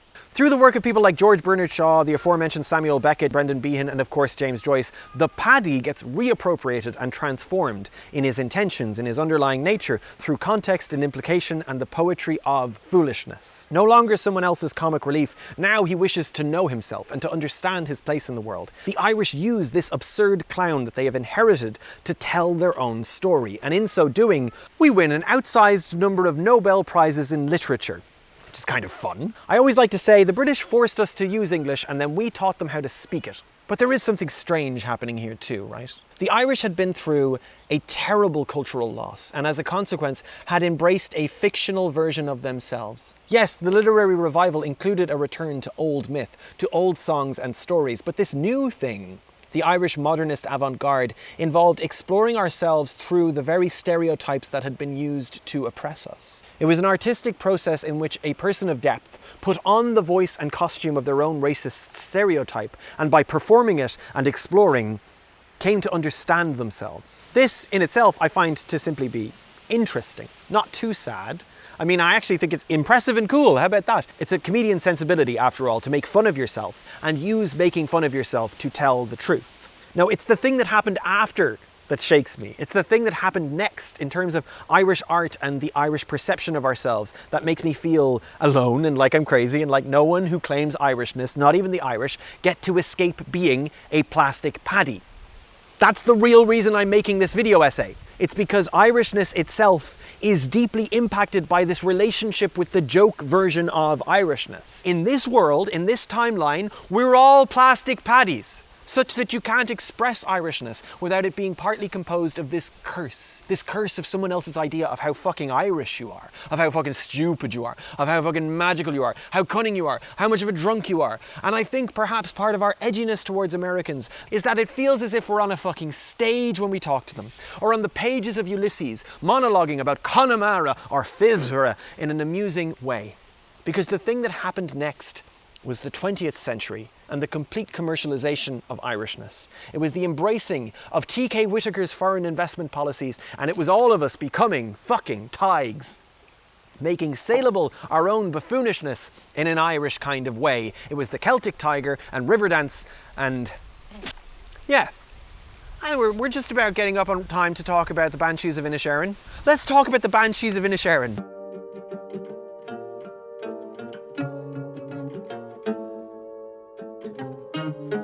Part 6. Banshees and Phantasms. Banshees of Inisherin, nominated for 9 Oscars, won 3, including Best Screenplay, 96% approval rating on Rotten Tomatoes. What do you want me to say? Everyone loved the film. I didn't care for it. It's clearly a good film, great performances, beautiful costume design, fantastic locations, nice cinematography, some great lines in the screenplay. Martin McDonagh, the writer and director, has a real talent for those Abbott and Costello style comedy moments where they trap each other with the language, delivered in a very naturalistic and Irish way by performers like Colin Farrell and Brendan Gleeson, who know exactly how to make his words sing. Huh? You do have nothing better to do with your feckin' time. I know I've nothing better to do with me feckin' time, but there's better things I could be doing with me feckin' time than to be calling up to you at your house, Con Doherty. What's the problem? Can't we just have nice things? Yeah, sure. Enjoy the film. Enjoy the film. It's so much better than Wild Mountain Thyme. For one, it's actually set in the 1920s. For B, it's actually funny. And for some third thing, the cast is actually Irish. For all those reasons and more, Banshees is considerably less Hollywood and considerably more classy than pretty much all of the other instances of Ireland on screen. And that's not a bad deal for a project shot here, generating revenue for the island and raising Ireland's cultural profile in a way that isn't cringe. I guess. Spoilers, alright? Here's the film, and here's my criticisms. Banshees of Inisherin is about 2 lads living on a fictional island off the west coast of Ireland in the 1920s, which is during the Irish Civil War. Colm, played by Gleeson, is a fiddle player with a tired artistic soul. Pádraig, played by Farrell, is a bit of a head-empty farmer who is convinced he's a nice, harmless guy, but is maybe in reality a little bit more selfish than that. They have been friends for presumably their whole lives. After all, they've never left the island, and one day, Colm just stops being friends with Pádraig. Intriguing, right? I guess. My criticisms fall into 3 broad categories, leaving aside that I think that Barry Keoghan is kind of the same in everything, and he's too melty. You know what I mean? He's melting in every role, like a dead-eyed lump of brie. Now, apart from that pettiness, I have 3 major criticisms. Criticism 1, Banshees of Inisherin reproduces the violent part of stage Irishness. Criticism 2, it's a very bad commentary on the Irish Civil War. And criticism 3, a secret third thing. Okay, so number one, Martin McDonagh, and he's not the only person doing it these days, but he utilizes the inscrutable, unknowable, isolated, rural, wild part of stage Irishness in order to help get his characters over the line into violence. The fact that they are emotionally inarticulate, unknowable island folk means that they have no choice but to cross that threshold between being a bit upset and actually enacting gruesome violence. I'll be honest, if you look back through Martin McDonagh's work as a whole, as both a playwright and a filmmaker, you can see he actually uses gruesome violence as a bit of a gimmick. I think this was particularly compelling in his early stage work. Take something like The Beauty Queen of Leenane, also set in rural Ireland, where the audience is trapped in the room having a fun time listening to all of the bog Irish witticisms and wordplay and people not saying exactly how they feel, and then boom, spoilers, old lady is screaming in agony as her daughter presses her hand into the hot stove and pours hot oil over it. Now that's theatre, I suppose.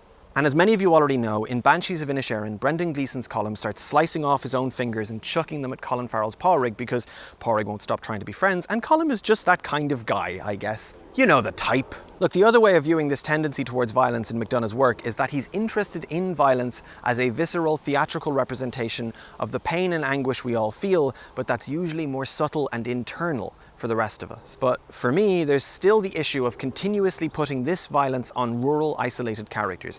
They commit these heinous acts in part because they have no other way to express themselves, and this is neither statistically nor anecdotally well observed. What it feels like is an observation based more on Irish representation in stage and screen, not how Irish people actually are in the world. And you could say, well, it's just arbitrary that they're Irish. McDonagh wants to tell stories about Irish people, and he wants to tell stories about visceral, gruesome violence. To which I could reply, okay, but imagine if every Tarantino film was set in Mexico. After a while, you might say, what are you trying to say here, Quentin? And to that you could reply, this is a great conversation, isn't it? You could reply, okay, but that's not really an apt metaphor because Martin McDonagh is Irish, isn't he? To which I would then have to reply, is he? The question of whether or not Martin McDonagh is Irish goes all the way to the heart of this essay, but we'll save that for secret third criticism, because my second criticism is that the Banshees of Inisherin is a bad metaphor for the Irish Civil War. Pádraig and Colm's story is about two people falling out for no good reason. That's important. It's funny, it's sad, it's a commentary on male loneliness. Between the atmosphere and the screenplay and the performances, Banshees embraces a sense of, what? Why? Why is Colm being like this? It's not justifiable, and in not understanding it, you feel lonely, like Pádraig. But the Irish Civil War was the exact opposite of that. Just a little teeny overview of the Irish Civil War to help you to understand why. Earlier, I brought you to speed on Irish history up to around about the Irish Literary Revival, the semi-victory of the 1916 Easter Rising, the casting off of the British Empire, and the founding of the Free State, right? Fortunately, that means we can just jump in around the 1920s when the Banshees of Inisherin is set, but unfortunately for our friends the revolutionaries, the casting off of British rule was not so easily done. The shortest possible version of this story is that following the declaration of an Irish Republic, there was a protracted war of independence, a guerrilla war on the streets for years, which both the Irish and British were keen to end. But when it came to negotiating a resolution to that war, the British insisted on Ireland remaining part of the Commonwealth, on our Free State still paying taxes to the Empire, our government swearing an oath of allegiance to the King remaining the head of state, and other details like holding on to strategic naval ports on the island of Ireland. Overall, a situation which just stank of dangerous compromise, but one which would end the fighting. The Irish negotiators signed the treaty under controversial circumstances. This created a massive and devastating schism in the whole struggle. On one side, pro-treaty, willing to compromise with the British with a view to a freer Ireland in the future. That side was in power. The other side, anti-treaty, engaged in guerrilla warfare against their own brothers and neighbours. Civil wars are often the worst conflicts for exactly that reason. People who would never have wanted to fight each other, who had formed the bonds of brotherhood in fighting the British together, found themselves in the nightmare of a conflict because the very thing that they had been fighting for was so fundamentally threatened by the values of the other faction. It's the opposite of what happens between Colm and Pádraig in Banshees. In that feckin' film, Colm literally says he decided he'd had enough of listening to Pádraig when Pádraig spent too long one time talking about his pony doing a poop. That's not a massive consequential ideological disagreement. It's just Martin McDonagh having Irish people act weird and brooding and silly and then escalating to brutal violence for basically no reason, and not for the first time. And it's not like I'm extending the metaphor in order to have a reason to get mad at him. It's in the text of the film. They look at the mainland and listen to the bombs going off and wonder about all this endless fighting for no reason. At one point, one of the characters, a policeman, is going to the mainland to help with an execution. And he says, the Free State lads are executing a couple of the IRA lads. Or is it the other way around? What? What the fuck is that supposed to mean? How would a policeman be assisting a guerrilla army in executing some Free State lads? You mean the state? You mean the enforcers of the state, like you? Everyone would know exactly what every bloody event meant, especially a policeman. What kind of ambiguity is Martin McDonagh trying to inject into this metaphor? Well, that brings us to criticism number 3, which is, you're trying to make a piece of work about Irishness and you can't. It is by invoking the voice of Irishness itself that you produce stage paddies. Now, this may seem harsh, and it is, and it may seem like an unfair burden to put on a filmmaker. And it is, but that's only because I'm trying to make a bigger point about Irishness, because it's an essay, a video essay. So, oh, there are swans. This all comes back to the fundamental issue that in reality Irishness is very fragmented, but in media about Ireland, in marketing, on the global stage, and from the perspective of the American gaze, Irishness is whole, static, and complete. There is an often unaddressed tension between the universal view of Irishness and any particular fragmented Irish identity trying to break out and give itself voice. This has been going on for a long time. If we go back to the Irish literary revival, so say 1904, I'm just gonna keep doing that. I'm just jumping around the fucking timeline like I'm Bill and fucking Ted. During the Irish literary revival, Anglo-Irish rich boy, poet and lover of fairy tales W.B. Yeats commissioned a new play for the recently founded Abbey Theatre, and to write this new play, he brought in George Bernard Shaw. Heard of him? Anyway, G.B. Shaw did as he was told and wrote a play about Irishness called John Bull's Other Island. But this play immediately complicates any simplified notion of Irishness. It has a guy from Ireland who lives in London and has completely assimilated into English culture, so you can't even tell that he's Irish, but he's the one who knows about Irishness. And then there's another guy from England who travels to a village in Ireland and charms everyone there, and both men end up exploiting this village and building a hotel there. There's a Scottish character who pretends to be stage Irish and fools the English people. It's about everything that complicates Irishness. And W.B. Yeats rejected it. Several reasons have been cited as to why, but personally I'm compelled by the reason George Bernard Shaw gives himself. It was uncongenial to the whole spirit of the Neo-Gaelic movement, which is bent on creating a new Ireland after its own ideal, whereas my play is a very uncompromising presentment of the real old Ireland. John Bull's Other Island was of course eventually produced in London. In fact, King Edward VII attended one of those early performances and laughed so hard he broke his chair. After that incident, George Bernard Shaw became an overnight sensation. So here we see early examples of two patterns in Irish art. The elite with the means to produce the work reject it if it complicates what they think of as Irish, and the Irish creative, whose artistic ambitions are therefore thwarted, is forced to bring his talents to London instead. See also every successful Irish comedy writer ever. Unfortunately, over the next 120 years, both of these trends would continue at pace. The shorthand that Irish creatives use, and have used for decades, is RTE would never make this. Like, this thing is too interesting. I could never make it in Ireland. This project would never get broadcast on RTE. RTE is Radio Television Héireann, by the way. It's the Irish national broadcaster. I'm actually going to not give you the scathing breakdown of them that I could, just know that I could, if I wanted to. And it would be very funny.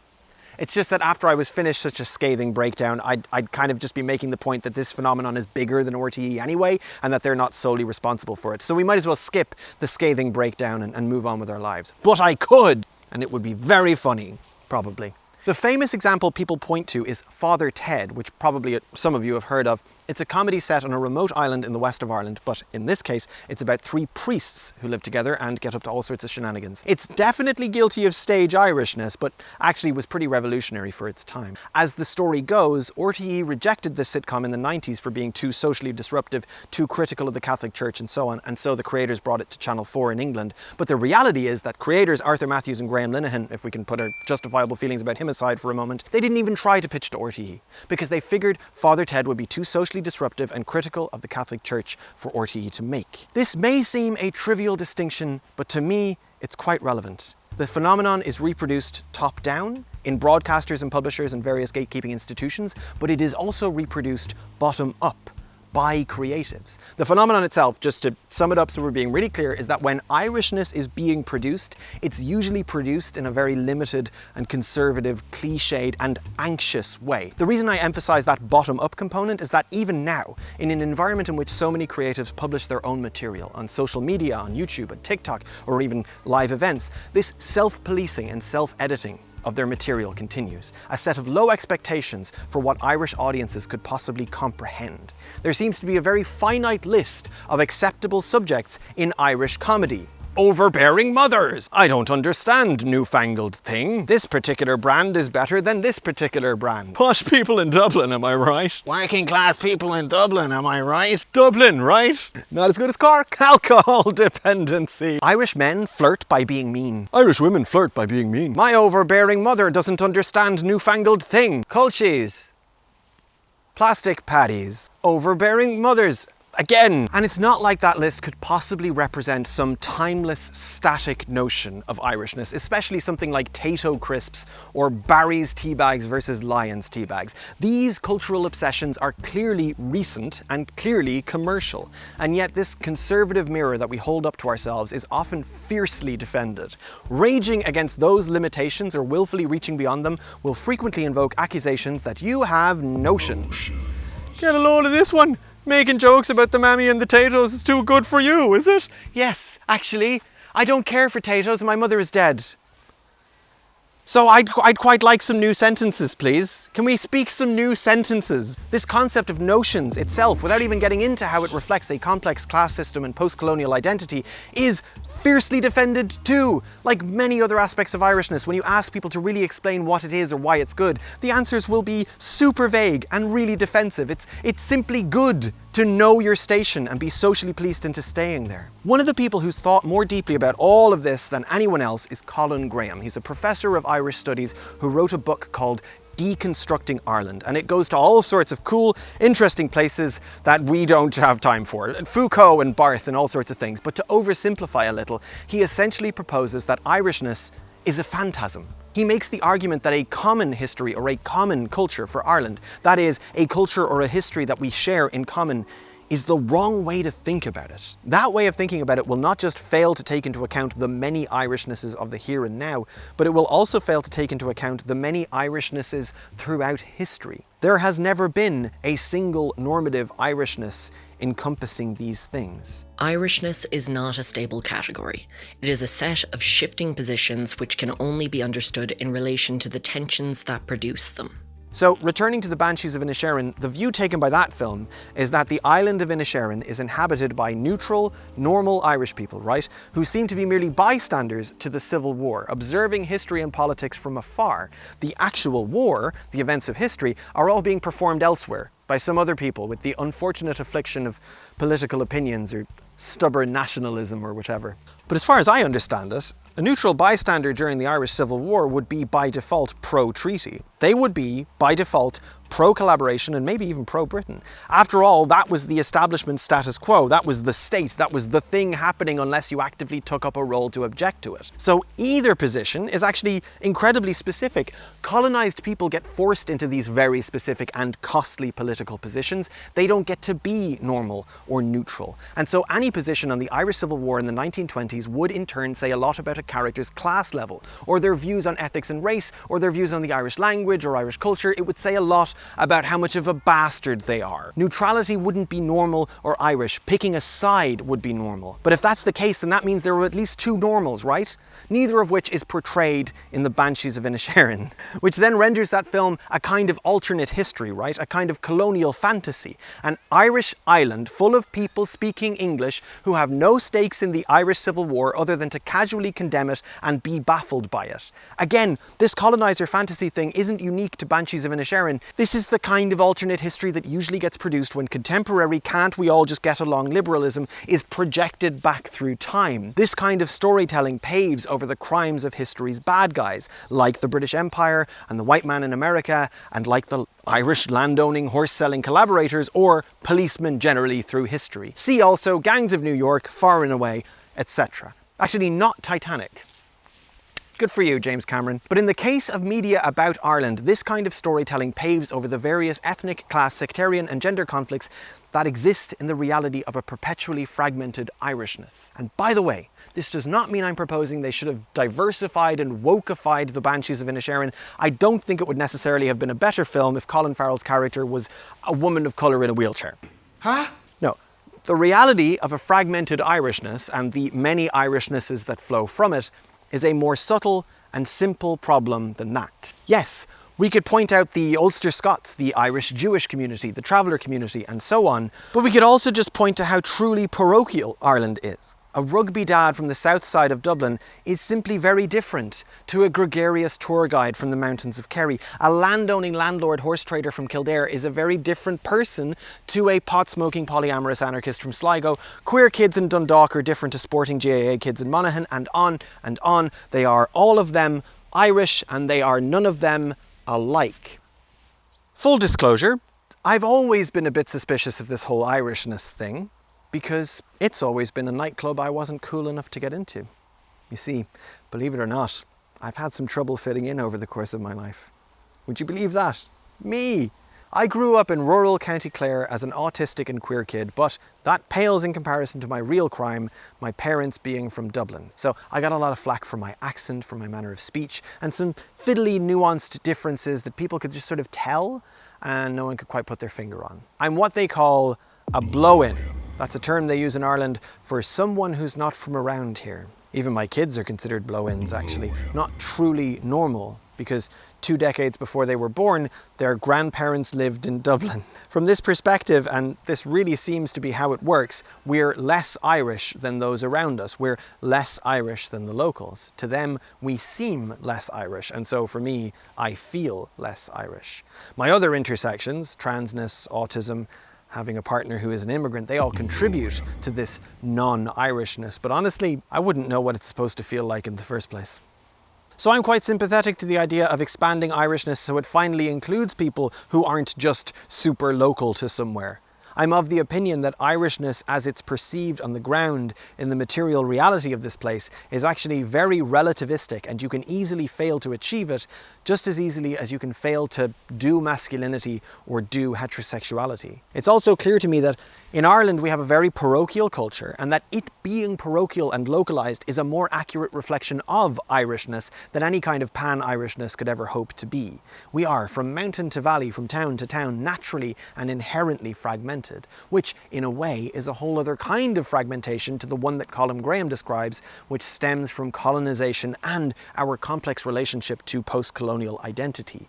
Complex in that we engaged in and continue to engage in so much exploitation of ourselves and one another. To insist on a singular, unified Irishness is to deny the hybrid cultural reality formed through centuries of exchange, domination, resistance, and assimilation. So if we take the post-colonial cultural reconstruction of the Irish literary revival, or the founding of RTE, or collaborating with Hollywood, or whatever other Irish cultural project, and we combine that with the economic post-colonial reconstruction, that is, building a global brand, marketing ourselves as a tourist destination, as a place for foreign investment, and as a place to make movies, well, we end up with far more incentive to homogenize Irishness and invent a new plastic thing than we have to engage with the complex, fractured identities we actually started with. We end up with microplastic paddies in our brains. That's what plastic paddyism is.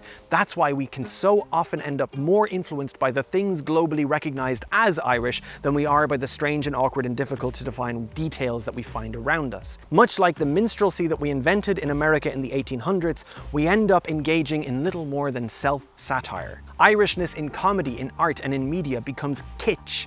Kitsch in the sense that it's composed of stock emotions, which are easily identifiable and don't meaningfully challenge the stereotypes. It's not an American production, there is simply money to be made from Americans in putting on that production. And we experience the tension between the Irishness that hangs over us and the many Irishnesses that exist around us. Quite possibly, part of the disconnect between Irish Americans and Irish people here on this island is that y'all come over and you're like, don't you love Ireland? And we're like, I don't know, I never really thought about it before. I like Athlone.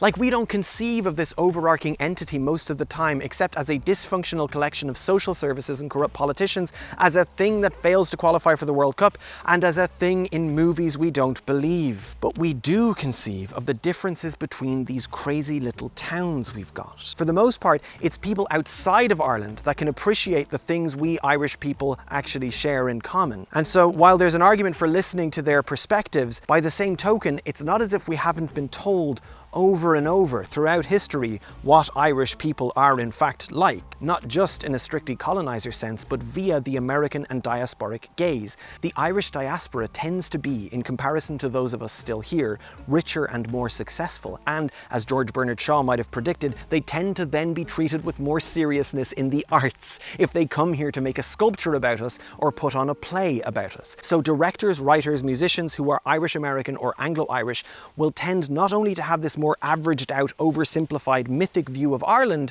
painted in primary colours or usually in green and grey, not only will they have this view which is less detailed and less parochial and less accurate, but their voices will also stand greater chance of being heard, celebrated, and remembered. People like John Ford with his Quiet Man, John Patrick Shanley with his Wild Mountain Thyme, and Martin McDonagh with his Banshees of Inisherin. Martin McDonagh was born to Irish parents in London. He was a kid during the 70s and 80s, a time when there was significant anti-Irish sentiment in Britain. Along with Thatcherism and a British establishment which generally took pride in its contempt for the working class, this was also during the Troubles, a period of tension and violence in Northern Ireland. The IRA were setting off bombs in both Northern Ireland and in British cities, so it was common to prejudge Irish people as violent, dangerous, and of course, other. It is at this time that the expression plastic paddy emerges. It is first and most meaningfully, cruelly applied to people like Martin McDonagh, kids in England in the 80s with Irish parents who didn't get to be English at home,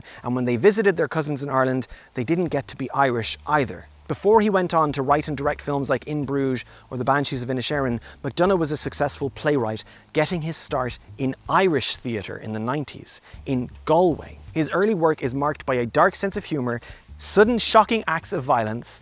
It's actually very good, and clearly, if we completely ignore death of the author for a moment, there is a central theme in his work of a dreamlike, unknowable, inaccessible Ireland, and that makes perfect sense. He is also an example of an Irish writer who's just English enough to succeed in Ireland. A trend which means that the mythic version of Ireland is overrepresented compared with the fragmented parochial version of Ireland. Now, on a positive note, thankfully, there seems to be some change in this trend in recent years. Writers like Sally Rooney are interested in the class differences in Ireland, in how Mayo is a very different place to Trinity College Dublin, and her books, particularly Normal People, are hugely successful. Equally, Lisa McGee, the creator of Derry Girls, has delighted audiences the world over with a very well-observed and specific view of Derry, and only Derry, in the 80s. I could point to Tom Moore, Paul Young, and the folks at Cartoon Saloon who have found new and interesting ways to reinvent our myths, an Irish literary revival all of its own. I'm not targeting Banshees of Inisherin because I think it's bad art. It's precisely because it's good art that it so demonstrates a kind of postmodern paddywhackery, a near full acceptance by the artistic community and intelligentsia that this is what Irishness is now. Incapable of telling where the history ends and fiction begins, incapable of telling where stage Irishness ends and authenticity begins. But you know, compelling, great costumes. For the record, I don't think Martin McDonagh is a plastic paddy. That's not the problem. I certainly don't want to be on the same side of things as some mean English school kids calling him a nasty name. I don't want to join in the thoughtless brigading of anyone who identifies with Irish culture. Let them have it. There's plenty to go around. They're not going to misrepresent us any more than we misrepresent ourselves. I think McDonagh is a gorgeous writer. He should just stay away from allegory for Ireland's colonial history, but so should all liberals. If anything, He's just a well-educated city boy, and he can have a tendency to write the people who aren't well-educated city boys as savages. When it comes to any of these diasporic creatives, they're all Irish, as far as I'm concerned. These are all Irish texts. Wild Mountain Thyme, Irish film. I'm sorry. Deal with it. Ed Sheeran, god damn it. Well, I guess I didn't think that through. No, he's Irish too. That's fine, I didn't make the rules. I mean, if the question is, would Banshees of Inisherin be a better film if it was made by a person born in Ireland? If that's the question, my answer is a resounding no. No, lots of people can make bad ahistorical films about Ireland. I went to film school here. I listened to lots of pitches for short films about Ireland. I sat in on edits for those short films. I've worked in crappy jobs in Irish television. I've heard a lot of, here's my idea, and all of them were very much worse than the Banshees of Inisherin. Oh my word, do we have some bad ideas here in Ireland. But I guess that's the problem with examining Irishness just through art and cinema, right? Sometimes ideas in art are bad simply because they're bad. Sometimes they're problematic simply because the person writing them had a plot thing they wanted to do, and the problematicism entered into it naturally, at which point nobody cared enough to do anything about it. I think that happens a lot more often than we give credit for. At the ending of Game of Thrones, for example, slightly misogynistic, but it's primarily stupid. It's incidentally misogynistic. Most Irish media is incidentally an ugly, distorted mirror for a more beautiful and interesting thing. Most Irish media is 8, 9, 10 layers deep on mirrors reflecting mirrors of what Irishness is supposed to be. And of course that means that I, for all my reading and dreaming and thinking about this, have no real idea of what doing a better job would look like. Plastic Paddy. Noun. Someone who tries to speak for Ireland, but who should probably shut up. Like me. I said it a moment ago. You're trying to make a piece of work about Irishness, and you can't. I know there's some value in examining all of this, but I can't help but feel the irony. What is Irishness? Is this the same horror that everyone finds when they dig down past the veneer and the thin layer of plastic into the bedrock of the thing? You'll only find nationalism down here. Nativism. The struggle against the colonizer is over, and it's lost, and it's won, and it's dreadfully sad. I've spent my whole life trying to make things that were Irish. Why? Do we all wake up with this curse? The curse of someone else's idea of how fucking Irish you are, of how Irish you're not. Trying to tell stories I think are interesting and beautiful, and worrying so much that the Irish people won't think that. They won't think they're interesting and beautiful. And I don't know how to do that. I don't know if I should be trying to do that. I don't know if I care anymore. It's been refreshing to think that maybe there's no such thing as Irishness, and it's all bollocks. But it's sad if there's no such thing as Irishness. It's sad. I want to imagine that when I lean into my words a certain kind of a way, and I tell certain kinds of jokes and use certain mad lad bags of words and twinkly-eyed magic and scenery and story, I can almost feel her around me. Ireland. Irishness. Like I can almost hear her chuckling, letting me know in her inscrutable way that she gets it. That I finally did it. That I'm Irish now. Cuirta Seacht, Éireannachas. Is Cuivan Lat nor a dirt may, no one hates anyone in this story. Well, bhí sé cock madra. Bollocks, mar a derfa. Is fui fua atá an scéal seo. In Irish, that was Irish by the way, if you were to say, I hate something, you would say, is fualum the thing. There is hate with me for this thing. Similarly, if you were trying to say, I am happy, you would say, tá áthas orm. There is happiness upon me. Pretty much all of the terms for emotions and states of mind are prepositional in this sense, where in English, we become these states. I hate, I am happy. In Irish, we temporarily wear or are assailed by these states instead. And I think that's cool. I think it's wise to take those states of being that we want to be, or the states of being that we don't want to be, and imagine them instead as ephemeral and upon us, or at us, or around us. As we proceed into the final darkest bit of this essay, let's try to think of Irishness itself that way. So, Níl éireannach mé, tá éireannachas orm. Rawa ábhar, bemidig kaint fui for Reagan ó fásach. I mi yúl rinne grúpa dína óga ansi agus buile far ón Ind, Itala I Maileach Lia. Van siad na héidi ó na chusa, agus dag siad ag cur fulla an sráid é. Sta lehananta ribh sin, dúirt a lán gríoseoirí chineach go raibh an fear seo ag iompar é féin go hárasach himpel páistí. Ach bhí an scéal seo bréagach nó. Bhí sé ag obair in éireann chun airgid a hiilimh is sé a chur chuig a bhain céile agus a leanaí san Ind. An céad lá eile, bualadh fear eile ón Ind. Bhí sé ina ólaí ag obair an seo. Ní ach chúpla lá ó hin, don si grúpa bucalaí chalín 6 bliana d'aois ón Ind. 6 bliana d'aois. Haring siad a gcuid grúige, bualadh, thug a cicáildaí agus ruúig a bháile í. Nach bhfuil an teanga seo go láinte. Ach níl an scéal seo. For réir, níl an Gaeilge agam. Mar sin, níl mé an ann leanúint aig. Níl mé an ann leanúint. I'm very self-conscious about my pronunciation. And anyway, apart from the inherent challenge of speaking in a language I have struggled to learn even the basics of, I also can't keep up to date on the sheer number of assaults that keep happening on non-Irish folk. The Indian Embassy actually issued a warning to Indian nationals to take precautions in Ireland to avoid deserted areas, particularly at odd hours, because of an increase in racist attacks. But it's far from limited to just Indian folk. In fact, it's not even limited to non-white folk. In November 2023, a Moldovan national arriving from France was attacked with a fucking machete on the streets of Dublin. Thankfully, he survived, but he lost a lot of blood and was severely traumatized. In June 2024, in Clondalkin in Dublin, 2 Croatian men, David Držinek and Josip Strok, were first harassed for not speaking English, told, "You're not respecting our culture, you fucking immigrants," about not speaking English in Ireland, and then they were followed a whole bus journey away and attacked from behind with baseball bats. David was severely injured but survived. Josip died from his injuries. According to David, the Gardaí, the police here, were at first reluctant to believe the attack was motivated by hate, and his landlord put all of his stuff outside and changed the locks because he was worried about trouble. Tír na céad míle fáilte gan doubt. I could go on. It's not limited to Dublin. In July of this year, a person of colour was attacked and severely beaten in Limerick, in another case of fabricated accusations spread around online by far-right conspiracy groups. In Cork, in August 23, 2 men went on a spree of racially motivated attacks, assaulting, injuring and yelling slurs at 3 different non-white men.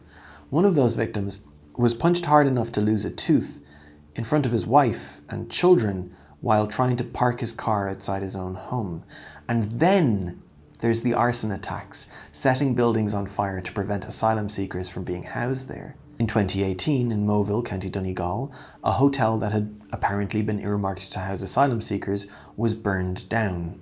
In February 2019, in Ruski, on the Leitrim-Roscommon border, another hotel earmarked for asylum seekers was burned down. In the subsequent years, there's example after example. In Ballybrack, in Rosslare, in Tala, a homeless encampment on Sandwith Street in Dublin was destroyed and burnt out. The tents of homeless refugees burned by prominent right-wing provocateurs in spite of the best efforts of anti-fascist protesters. And just a few days ago, at time of writing, a site designated for social housing, as in state-funded accommodation for Irish people who are part of our record-high homeless, was burned to the ground in County Mayo because the right-wing thugs thought it might possibly be designated to non-Irish people in need. In a pivotal example, in 2023, a blockade was set up by concerned citizens in Inch in County Clare, just outside of Ennis. And I mean a blockade, with tractors and bales of silage blocking the road to an abandoned hotel which was now housing asylum seekers. Now, the locals had been duped because there was a consultation process in which they said they didn't want to house asylum seekers, and that's super fucking racist and heartless, so fuck them. But they were told essentially the hotel hadn't had its safety and hygiene checks yet, and this probably wouldn't be for ages. And then 2 days later, in the middle of the night, they sneaked a bus onto the premises and housed the asylum seekers that way. So that was part of why the community responded by manning a 24-hour makeshift vigilante roadblock where they would only let locals through. I drove through it. I called them racist cunts. The Inch blockade would prove to be pivotal. The Irish state had absolutely screwed everyone over in that situation. There was no way it was going to result in happy, secure asylum seekers and happy, secure locals. Okay, the locals are racist, but what? Were you counting on them not being racist? It would almost make you wonder, Was the Irish government weaponising its own incompetence to sow conflict between two marginalised groups? Two groups, each of which the state was failing in its obligations: asylum seekers and the poor in rural areas and underprivileged urban areas, so that the government could appear to be helpless bystanders to an unforeseeable misfortune. And the general population in Ireland, helped of course by social media and the rise of global fascism, could become increasingly focused on immigration and increasingly illiterate of the actual causes of their problems. Well, if there was any doubt of the government's use of weaponised incompetence, that doubt vanishes when you look at their response to this racist backlash. To put it simply, they have capitulated, and they have only capitulated. They capitulated to the community an inch and moved the asylum seekers after a year of living in a hotel, making some friends, finding work, and all that despite the most hostile reception you could imagine.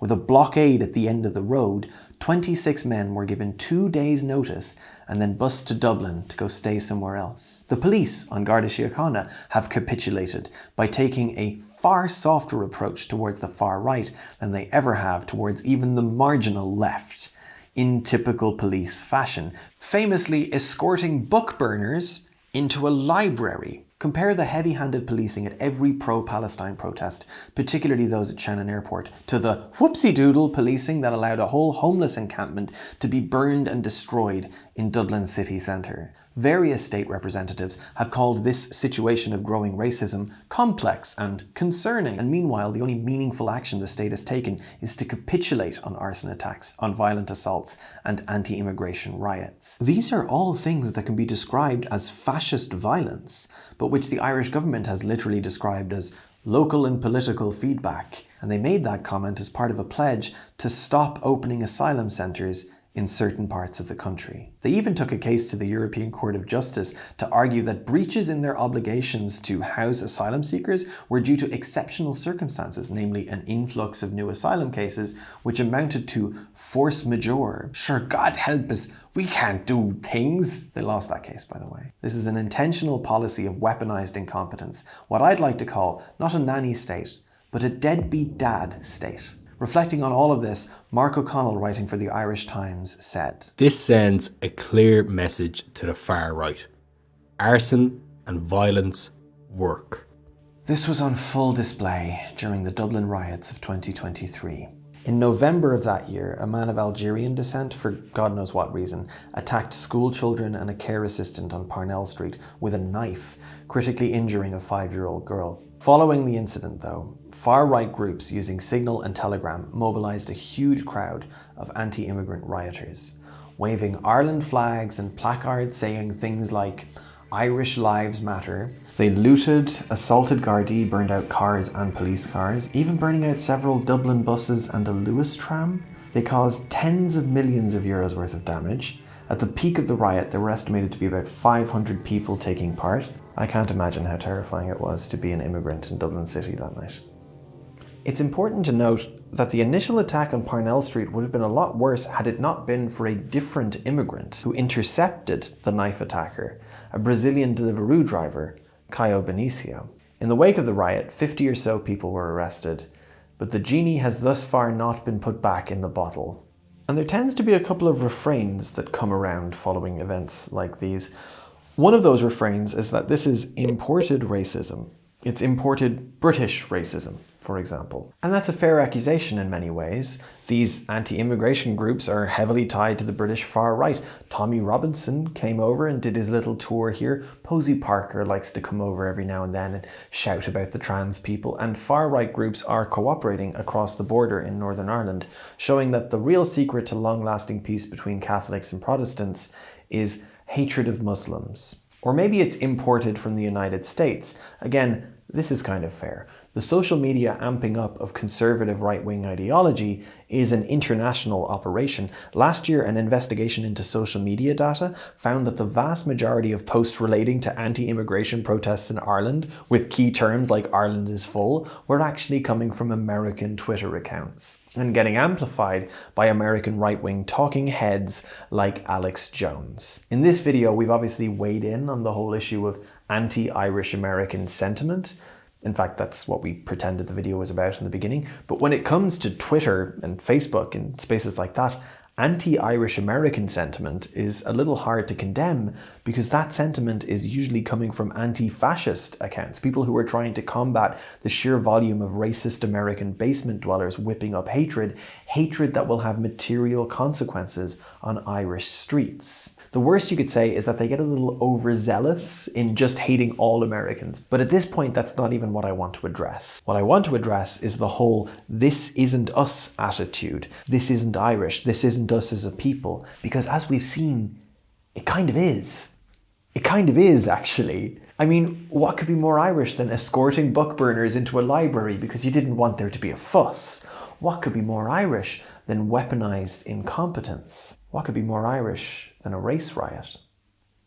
Would you propose that way back in the 1800s, the act of emigrating to America changed a single generation of Irish people from super egalitarian and proto-woke into slavering racists who no longer cared a jot for their own culture and just wanted to hurt black people? Because I think that would be bollocks. This is all actually pretty consistent. We just need to face some facts. The French are famous for rioting against those who would otherwise exert control over them. The Irish should be famous for rioting against people they wish to exert control over.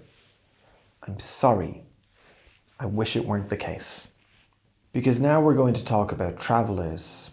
Travellers are a distinct Irish ethnic group. For the purposes of this essay, I am not talking about Roma.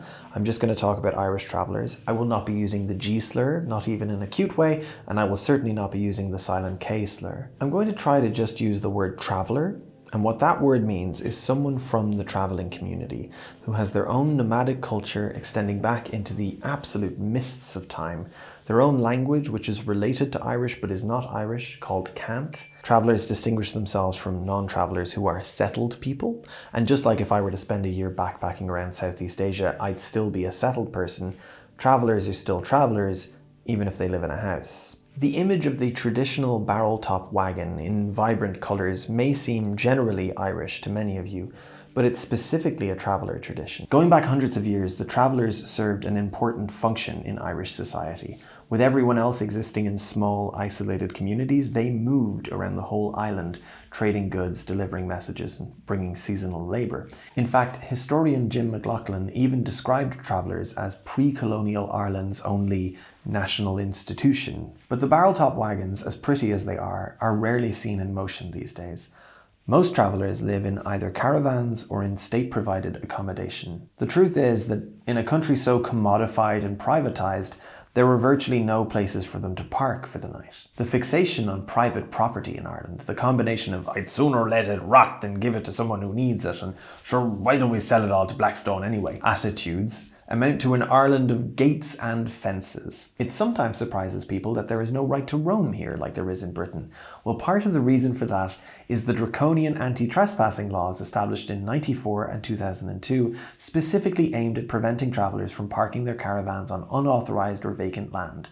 Traveller lifestyle is essentially criminalised. We do have a small number of halting sites for them to halt their caravans, but those sites are actively kept at a remove from broader society, put into weird awkward spots on the sides of motorways and things, and the words halting site trigger the disgust of Middle Ireland. There's a what nearby?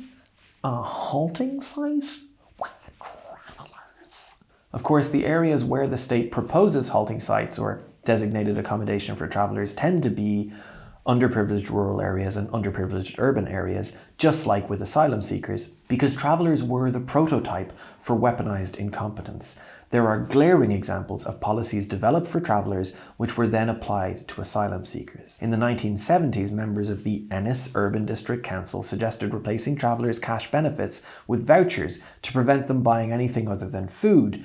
This was rejected in relation to travellers at the time, but adopted in the 1990s for asylum seekers in direct provision. Travellers and asylum seekers are failed in strikingly similar ways by the deadbeat dad state. Across educational and cultural programs, Ireland has zero interest in documenting or celebrating traveller culture. Whether that's their history, or their stories, or their language, or their customs, it all gets willfully ignored. The Irish Folklore Commission, established to document Irish culture, largely erased travellers. That's the same Folklore Commission who were fine with Walt Disney's portrayal of leprechauns, but don't have any space for the actual people who live here. Travellers are rarely platformed in any media context, rarely ethnographed or published speaking from their own perspective. Even the Irish Literary Revival, a project with the express intention of capturing all that Irishness that the British Empire had driven to near extinction, engaged in colonial destruction of its own by ignoring one of the most interesting and vulnerable cultures on the island. No fairy tales or poems about the Mincair. According to a 2007 study, 50% of travellers die before the age of 39. And all that implies: poor health, poor education, significant difficulty engaging in mainstream society. Difficulty which is not just as a result of the state, but is often manufactured and upheld by your average upstanding NIMBY citizen. Irish people have a history of burning down accommodation set aside for travellers, in another parallel with the treatment of asylum seekers. Irish people have a history of weaponizing complaints to prevent the designation of halting sites near their towns. Irish people have a history of chasing travellers out of their settled folk spaces, and worse. The modernisation of Ireland maps pretty neatly onto increased hostility towards travellers. There are a number of reasons for this. 1. Settled folk are fucking assholes. That's the main one. 2. In general, in modernising countries, nomadic lifestyles tend to be perceived as primitive, and especially in the Irish case, we still expend so much energy escaping the image of rolling wagons and itinerant lifestyles. This was the case in the 50s, 60s and 70s as well. We've been trying to prove we're American for a very long time. 3, more significantly, private property became a form of wealth. So not alone does owning more land mean that you have more wealth without even needing to do anything with that land except keeping other people off of it, but moreover, travellers were seen as bringing down property prices. So actually, we see the peak of anti-traveller sentiment during the Celtic Tiger era, that shining plastic star at the centre of this story.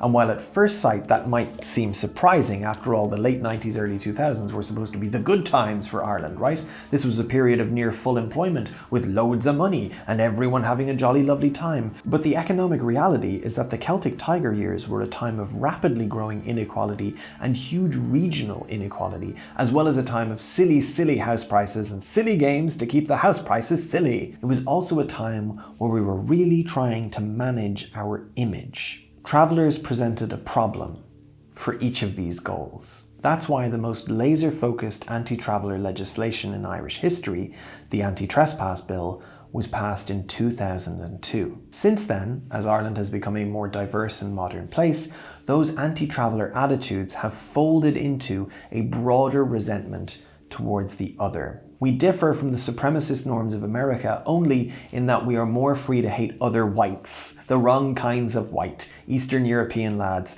like Joseph Strock, and travellers. The funny thing is that our attitude towards travellers could probably tell us a lot about what it was like to be Irish in America in the 1800s, what it was like to be Irish in London in the 20th century. Just like travellers, the Irish have historically been the wrong kind of white. And just like those Irish got called white Negroes, an insult which functioned both to suppress them and to reinforce the racist hierarchy over black folk, now if you don't clean your shoes or if you spit in the street, then racist dads will call you the silent K-slur. They don't think that you are actually part of the ethnic minority of traveller. That doesn't matter. They're comparing you to the worst kind of person they can think of. The wrong kind of white is something we can easily find in modern Ireland. It's just that the tendency is to completely ignore this fact, to get on board with the weaponized incompetence of the state, to soft believe in the hierarchy of things, to genuinely regard travellers as not really people. It's that bad. It's that common. And so it's that simple for us to just not learn nothing.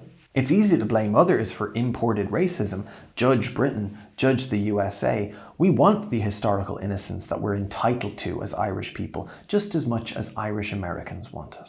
We pride ourselves on this identity which is tied to anti-colonialism and siding with the underdog. And that part is good. It's good to be proud of caring about justice.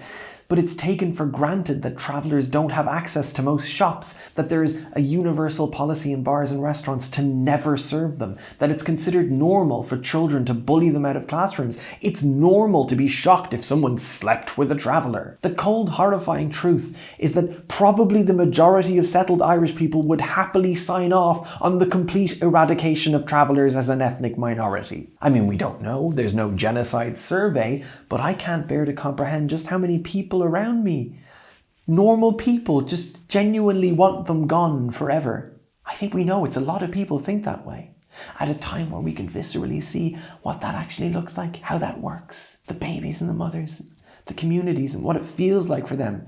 I think if we assert our universal innocence as Irish people while ignoring the xenophobia at the heart of our society, we're fundamentally failing to properly check our consciences. Now, please don't get me wrong. This sense of collectively being on the right side of history as it pertains to current global events is important. It's important to feel motivated and fired up when you go to protest and you wave your Palestinian flag. And I think that other European countries with even more complicit governments, even more totalitarian reactions to protest, and a more mixed and conflicted population look to Ireland to relieve some of their heartache. And I think we can serve that purpose. We can represent something better. We can be, in real time, on the right side of history. But I think there's also a vague sense of reflected innocence. Like, our government isn't as complicit. They fucking are. Well, there's lots of Irish people out in the streets. So what? So you can just sit at home, hoping for a ceasefire to state aid make better now? That's not how it works. The tide is rising and the water is boiling. General Irish innocence and soundness is never an excuse for complacency. That's having your ancestors serve you, while ignoring the enormous duty of being anti-colonial, anti-racist, the enormous labour of being on the right side of history now. If I have to spell it out, that duty, that labour is get your shit together and combat the depth of racism at home.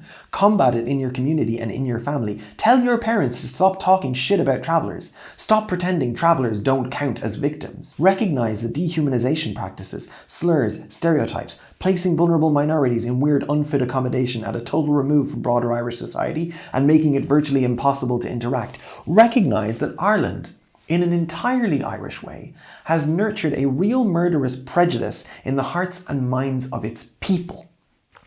Given all of that, I think it's safe to say that Irish ethno-supremacy is not exclusively the domain of Americans with shamrock tattoos. It's actually a multi-directional cable of connection between racists in America and racists in Ireland. It is one of the unifying forces which is socially reproduced in the relationship between the two places, in combination with forces like profiting from Irishness, election campaigns on the basis of Irishness, selling cinema tickets on the basis of Irishness. When I said earlier that the worst of both establishments call for us to embrace Irish Americans for shared Catholic conservative reasons or simply to make a nice money, I meant it. This is clearly a tactic of the political establishments of both the US and Ireland. American presidents courting Irish American voters, visiting Ireland, playing up that historically innocent, mild spice whiteness. And then even more on the nose, you have the presentation of a bowl of shamrocks to the US president every year on St. Patrick's Day. Pretty weird when you think about it, that the most important politician in Ireland, our Taoiseach, is guaranteed to never be present in the country on our national holiday because he has to go give a gift to the God Emperor of the great capitalist hegemony. And we're just like, yeah, that's normal. Ireland as an economic project is in a constant state of courting and seducing American business. And the fact that so many US corporations are headquartered here means that one, our indigenous economy, the economy of producing things and selling things and trading in things that people need, like food, is entirely dwarfed by the fake Irish economy of American tax evasion. And two, that means that when we have to make a moral decision as a country on something like trade with an evil genocidal rogue state, for example, we're told that we're actually powerless to divest because these aren't really Irish businesses. Intel is not an Irish business. Microsoft is not an Irish business. They're just here to avoid paying American taxes. The US Embassy can in fact threaten us with consequences for trying to enact legislation which would potentially exert some control over trade with occupied territories. That's why there's an anti-Irish sentiment from conservative American politicians, by the way. It's a threat. They threaten us with new tax reporting requirements and potential penalties. This is a fast-moving situation, but they are, at time of writing at least, exploring all the possible ways that they could hit us if we so much as bruise Israel's economy. And so we continue to be Israel's second largest trading partner. The worst of both the US and Irish establishments extends to the media as well. So once again, we find ourselves discussing the conservative voices that get published in things, but instead of 1800s Catholic newspapers in New York, it's modern, homegrown Irish shit rags. Conservative outlets like The Burkean and Gript will frequently call for closer ties to the US Republican Party, to Trumpist politics, and generally to embrace conservative influence and preferential treatment. The Burkean in particular has published several articles advocating for an Irish form of Zionism in which Americans of Irish descent should have a right to return to Ireland with no generational cutoff. This is expressly in the interests of strengthening white conservative Ireland with white Americans who strongly identify with their whiteness, white Americans who are wealthy, and, given that they'd be the kind of people willing to replicate Zionism, white wealthy Americans who are conservative and evil. Gript makes the more nuanced argument that a Trumpist America shouldn't mean Ireland losing its influence. What does that mean? What does that mean? It sounds so fucking sinister. They argue that we should sever our ties to the Democrat Party and instead embrace MAGA politics as public policy, getting in line with what Gript sees as the current views of the Irish American voter, and that we should forge the closest bonds we've ever had with the USA over defence and trade, leaving the EU behind. Conveniently, this would also be an excuse to rid Ireland of all this awful wokeness. And it's not just expressly right-wing publications either. Generally, the capitalist realist side of Ireland agrees too. The "where do you expect us to get the money from" types will favour policies that prioritise Irish Americans in some way or another. So I present for your consideration the penultimate definition of plastic paddy. Plastic paddy, noun. Someone who attempts to buy and sell Irishness or weaponize Irishness, particularly at the cost of marginalised groups.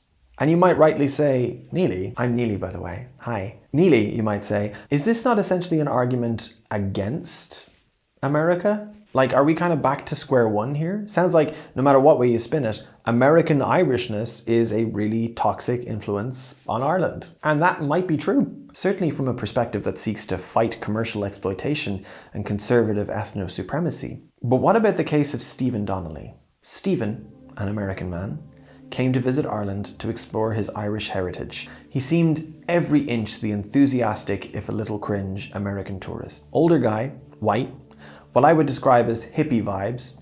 He plays the bass, you know. Anyway, he was beaten to a pulp by a group of youths in Dublin, in another instance of lawless street violence against someone foreign. 3 lads, one of them roundhouse kicked him in the head. They knocked him to the ground, one of them filmed it. Stephen spent 2 weeks in intensive care, had to have an operation to save his sight. He suffered ruptured discs. He experiences seizures now, he has to walk with a cane. He says he's sad he can't ride horses anymore, or play soccer. But he also said he wants to come back and live and work in Ireland, that he doesn't hold it against the people of Ireland. In fact, he specifically said, I wouldn't say don't come to Dublin because it's dangerous, it's beautiful. He forgave those boys for what they did, saying, you're only here for a short amount of time on this planet, then you have to pay the bill. Like I said, every inch the Irish American tourist. I'm not gonna lie, I'm endeared. But we can add context. During the trial for the attackers, the court heard eyewitness reports that Mr. Donnelly approached 2 Irish women on the same street and, whatever that conversation was, they shouted, "Go away," loudly at him. The court was also shown CCTV footage of Mr. Donnelly walking past the kids who attacked him, and rather than mind his own business, he walked right back and struck up a conversation. So it's possible that this guy was the most annoying American tourist imaginable. It's possible. It's possible he was being witlessly antagonistic, intrusive, not picking up on signals to stop being annoying. But to me, that just makes it even sadder. That just makes Irish culture even more complicit in that violence, in that intolerance. Irish people, with our own bespoke kind of racism and supremacist thinking, keep beating others to a pulp, inclusive of Americans, apparently. It's gross. It seems that hate doesn't get to be a nuanced bludgeon of exclusively righteous online activism. Hate is hate. Hate will take whatever other it can get. Isfualing.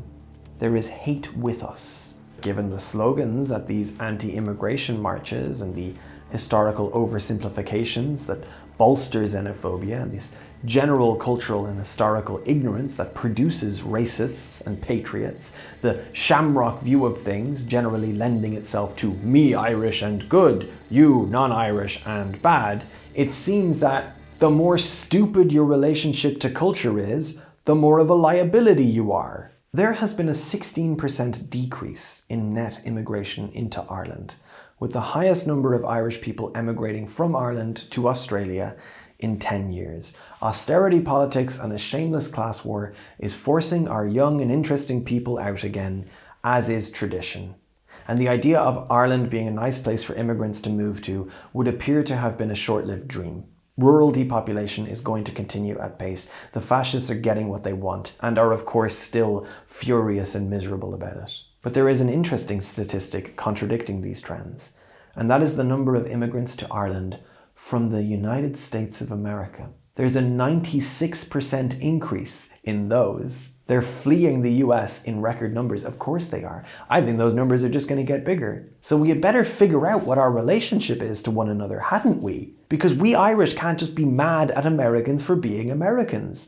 This idea that we can say whatever we want about them because they're the lucky, evil, privileged ones is something I think we need to leave in the past. And you Americans, you can't presume that you know anything about Ireland. You really need to leave this sense of being sure about things and declaring as much at the airport with the fanny pack. It would seem we need a version of Irishness that is big enough, roomy enough, malleable enough, and welcoming enough for us all. So folks, let's try to bring this home.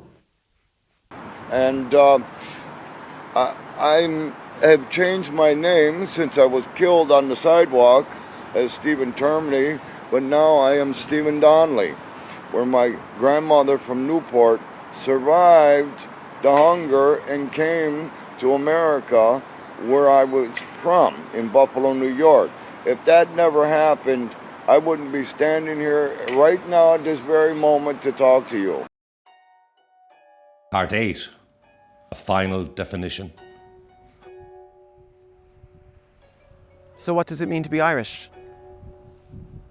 You could say it's the humour and the music and the Guinness and the Taytos and the black pudding and the mammy and the wooden spoon and up the dubs and fuck the dubs and fairy rings and fairy trees and fairy washing up liquid and lovely hurling and a grand old stretch in the evenings and Cork and Jesus is first mild and all my dreams never quite what it seems, and I am in me bollocks and Barry's versus Lions versus whatever else and Deadly Buzz and a breakfast roll, no egg, ketchup and hash browns.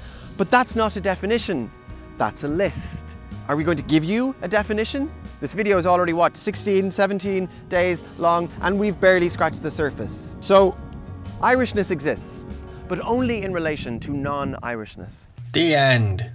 Only joking. This may seem obvious, but it's important. There's no absolute category of Irishness. There are only relationships to kinds of Irishness across many, many fields. And the trouble is, we presume that our experience of Irishness, subjectively and selfishly in the here and now of the present, is some absolute category, and it's not.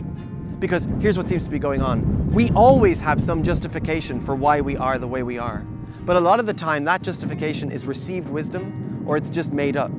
For any Irish quality that we want to explain, we can just go to some before and blame that, whether it's some vague trauma from British colonialism, which often has as much chance of being untrue as it does of being true, and moreover excuses the class traitors that have always existed on this island. Or maybe it's claiming some continuity from an obscure time of united tribes and provinces that predates true colonization, which we will frankly just never know.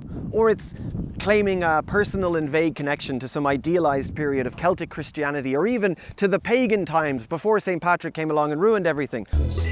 Whatever it is, there can always be some true Irishness that disappears over the horizon of coherent historical justification. And that same problem happens on the cultural horizon too. For every Irish comedian who says, sure, if you're Irish, you can't have sex with the lights on, there's a kinky sex party happening right now somewhere in suburban Ireland in a very Irish way. For every joyful tongue-in-cheek invocation of Tato's, breakfast rolls, Barry's tea or Guinness, there's a fiercely anti-capitalist, anti-commercial Irish person in the proud tradition of James Connolly. And for every insistence that being Irish means that you can't have notions and you should be allergic to pretension, there's me and all the other arty wankers who definitely have notions, again, in a very Irish way. But here's the thing. None of this means that Irishness does not exist. It does. It really does. It's palpable. From the moment you arrive at passport check and interact with someone who's either really sound and laid back and bad at their job in a very Irish way, or you interact with someone who's super officious and cold and bureaucratic in a very Irish way. Because Irishness, like all cultures, exists in contradictions. It exists in vague and evasive and high context ways, manifestations of culture which defy definition and contain multitudes. If Irishness exists only in these relational senses, then it will always be hard to define and probably always a little bit subjective too. That's why I don't fully believe or despair at a post-structural analysis of Irishness. It doesn't cease to exist under such interrogation, and its constant transformation and potential reinterpretation does not disprove its existence either. We're just dealing with something here that's beyond silly little signifiers and habits. So then we could ask, why are we so mean to plastic paddies? And it seems to be that they are out of touch with this more high-context, ephemeral Irishness of the floaty beyond. Irish Americans, in their direct and commodified approach to our culture, represent a kitsch and material and plastic veneer of Irishness, which I think is not necessarily the thing we find repugnant or embarrassing on its own. After all, we do that too. But that kitsch plastic veneer being all there is to Irishness is repugnant, embarrassing, and I think a little horrifying. But look at what we're doing. It is by the very act of being covetous and incurious and reductive about real Irishness that we fail both the diaspora and ourselves. And we're perpetuating this continued fake conversation, fake cultural exchange. If the only thing about Irishness that we think these plastic paddies could ever understand is stuff like the colour green or a shamrock or a leprechaun or the words "the crack" written on a mug or Bono, then who is responsible really for their misguided interpretation of this culture? So what do? What's the best way forward? Come up with some perfect definition of plastic paddy so that we're definitely only bullying chuds. Gatekeep official definitions of what it means to be truly Irish. Decide now what it's going to be. The passport or the ethnicity or a special class signifier or loyalty to a GAA team or to a brand of tea. Or do we do the exact opposite of that and inject into this conundrum some generosity, curiosity, and chill? You know, the three things most conspicuously absent from fascist rhetoric. A generous, curious, and chill Irishness would be a messy, lived-in, constantly evolving thing made up of a plethora of voices, many Irishnesses, all curious about each other and secure in their place in this expansive thing. The right-wing weirdos with their little flags have a saying. They like to say, Ireland is full. And as much as we can easily dismiss that as misplaced anger at a manufactured housing crisis, typical lateral violence that's especially silly when you consider how much of a problem rural depopulation is here, as much as we can say, Ireland has room for all, do we really replicate that sentiment in terms of Irishness? Or do we just enjoy the power trip of this more low-stakes exclusion? Let's be generous instead. Irishness is abundant, fully in bloom, in fruit. Let's share that fruit with our visitors, our immigrants. Let's scream and shout at the establishment, vote out this awful government, and share the fruit with everyone. Let's have the ambition and vision to be generous to travellers. Let's be generous and share our expression of Irishness with the Irish diaspora in whole new ways. Let's encourage them in their Irishness, nurture them instead of making fun of them, help them to express Irishness in ways they've perhaps forgotten. Conservative outlets tell us to connect to the Irish in America over money and Catholicism and conservatism. Let's beat them at their own game and connect instead over trad music, hurling, anti-colonial solidarity, keening, big funerals, saying the word cunt, whatever else occurs to us. At a time when so many of us are so bereft of identity and meaning that we're turning to bigotry just to feel something, doesn't it make sense to explore meaning in our shared identities? Here's all this cool stuff lying around in our past and in our culture. So much cooler and more interesting than the souvenirs and the parades or these weird old movies. We can just learn about that stuff together. Let's be curious together. Have American curiosity feed Irish curiosity. You Americans, coming over here. Well, this is actually just some advice. Be parochial in your curiosity. Ask about Limerick, ask about Donegal. Go to weird places and be interested in them. Don't go to the obvious places. Go to Sligo town and tell them you want to see Queen Maeve's grave and you want to know what's Queen Maeve's grave. Cork people especially love when things are about Cork. And yeah, there's a dark side to sating your curiosity. Sometimes it turns out that your relationship to colonialism is complicated. Maybe you have ancestors who were not so historically innocent during the famine, and that's why your family has all that land. Maybe you have ancestors who were not so historically innocent during the slave trade. Maybe you've done your ancestors a disservice by compartmenting them as static and historically innocent cliches. The truth is probably far more interesting. Like all of this stuff is interesting, even when it's bleak or sobering. And let's be more chill, too. This is, in my opinion, the most deceptively powerful tool against fascist logic. Be secure in your Irishness. Be open in your Irishness. Be relaxed in your Irishness. The covetous, insecure expression of Irishness made sense for a long time. I don't know exactly the mechanism in terms of having our culture destroyed and then reconstructed, but no matter what way you spin it, some kind of anxiety emerging from that makes sense. Some kind of anxiety emerging from anti-Irish sentiment makes sense. But now, on balance, the world is mostly mindlessly flattering towards the Irish, and we are in the midst of a truly beautiful renaissance of both old and new. The time is now to strut, to be secure and adventurous in your Irishness, to be bold and daring in your art, to be critical of our culture, our past, and our future, to be chill, because no amount of interrogation is going to take our Irishness away. The alternative to being chill is being fearful. The alternative to being curious is being closed-minded. And the alternative to being generous is being cruel. And obviously there are various levels to all of those things. No one in this story is as fearful, closed-minded and cruel towards American tourists as they have been towards Indian immigrants. And unfortunately, those who are in greatest need of those lessons probably aren't watching this video.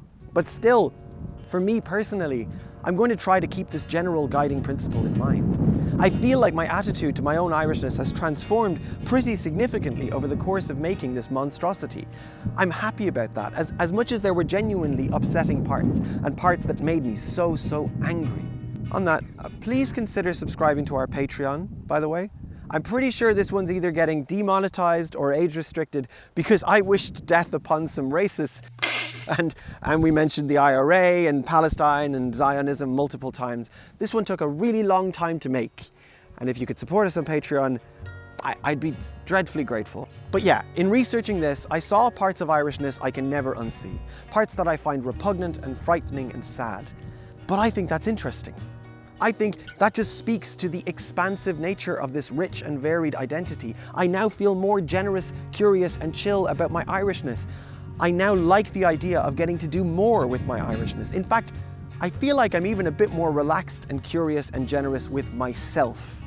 I feel like maybe I can put down the insecurity that my art isn't Irish enough. It absolutely is, because Irishness can be so many things. And hey, what could be more Irish than getting to the end of all that hard work and saying, sure, be grand. Don't be worrying about it.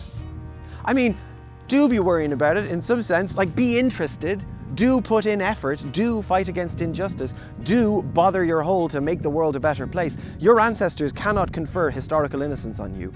Your job is to fight against your own complicity now, always to enact justice, kindness, generosity, and praxis as best you can. But don't be worrying. Do you know what I mean? Do you know yourself? Now, fuck off.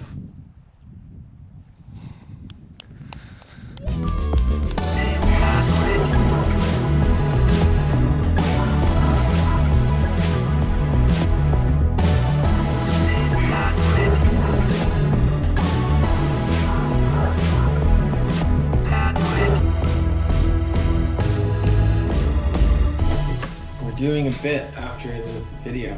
Are you excited? No. My parents always did this one. Let's just do one. Okay. What, just for me? You're not gonna have any of the green milk? I'll take a sip. Well, there's an umbrella. It's like paint. It's like nasty paint. There's nothing nasty. Really, we don't say food is gross. Oh, look, how interesting. Heineken. Okay. Alright, Neely's going to try the milk. As is tradition, because we're an Irish American household. Happy 1st of September, everyone. Alright, well, it does just taste like, it's fine, it lands. It's oat milk. It's just oat milk. Yeah.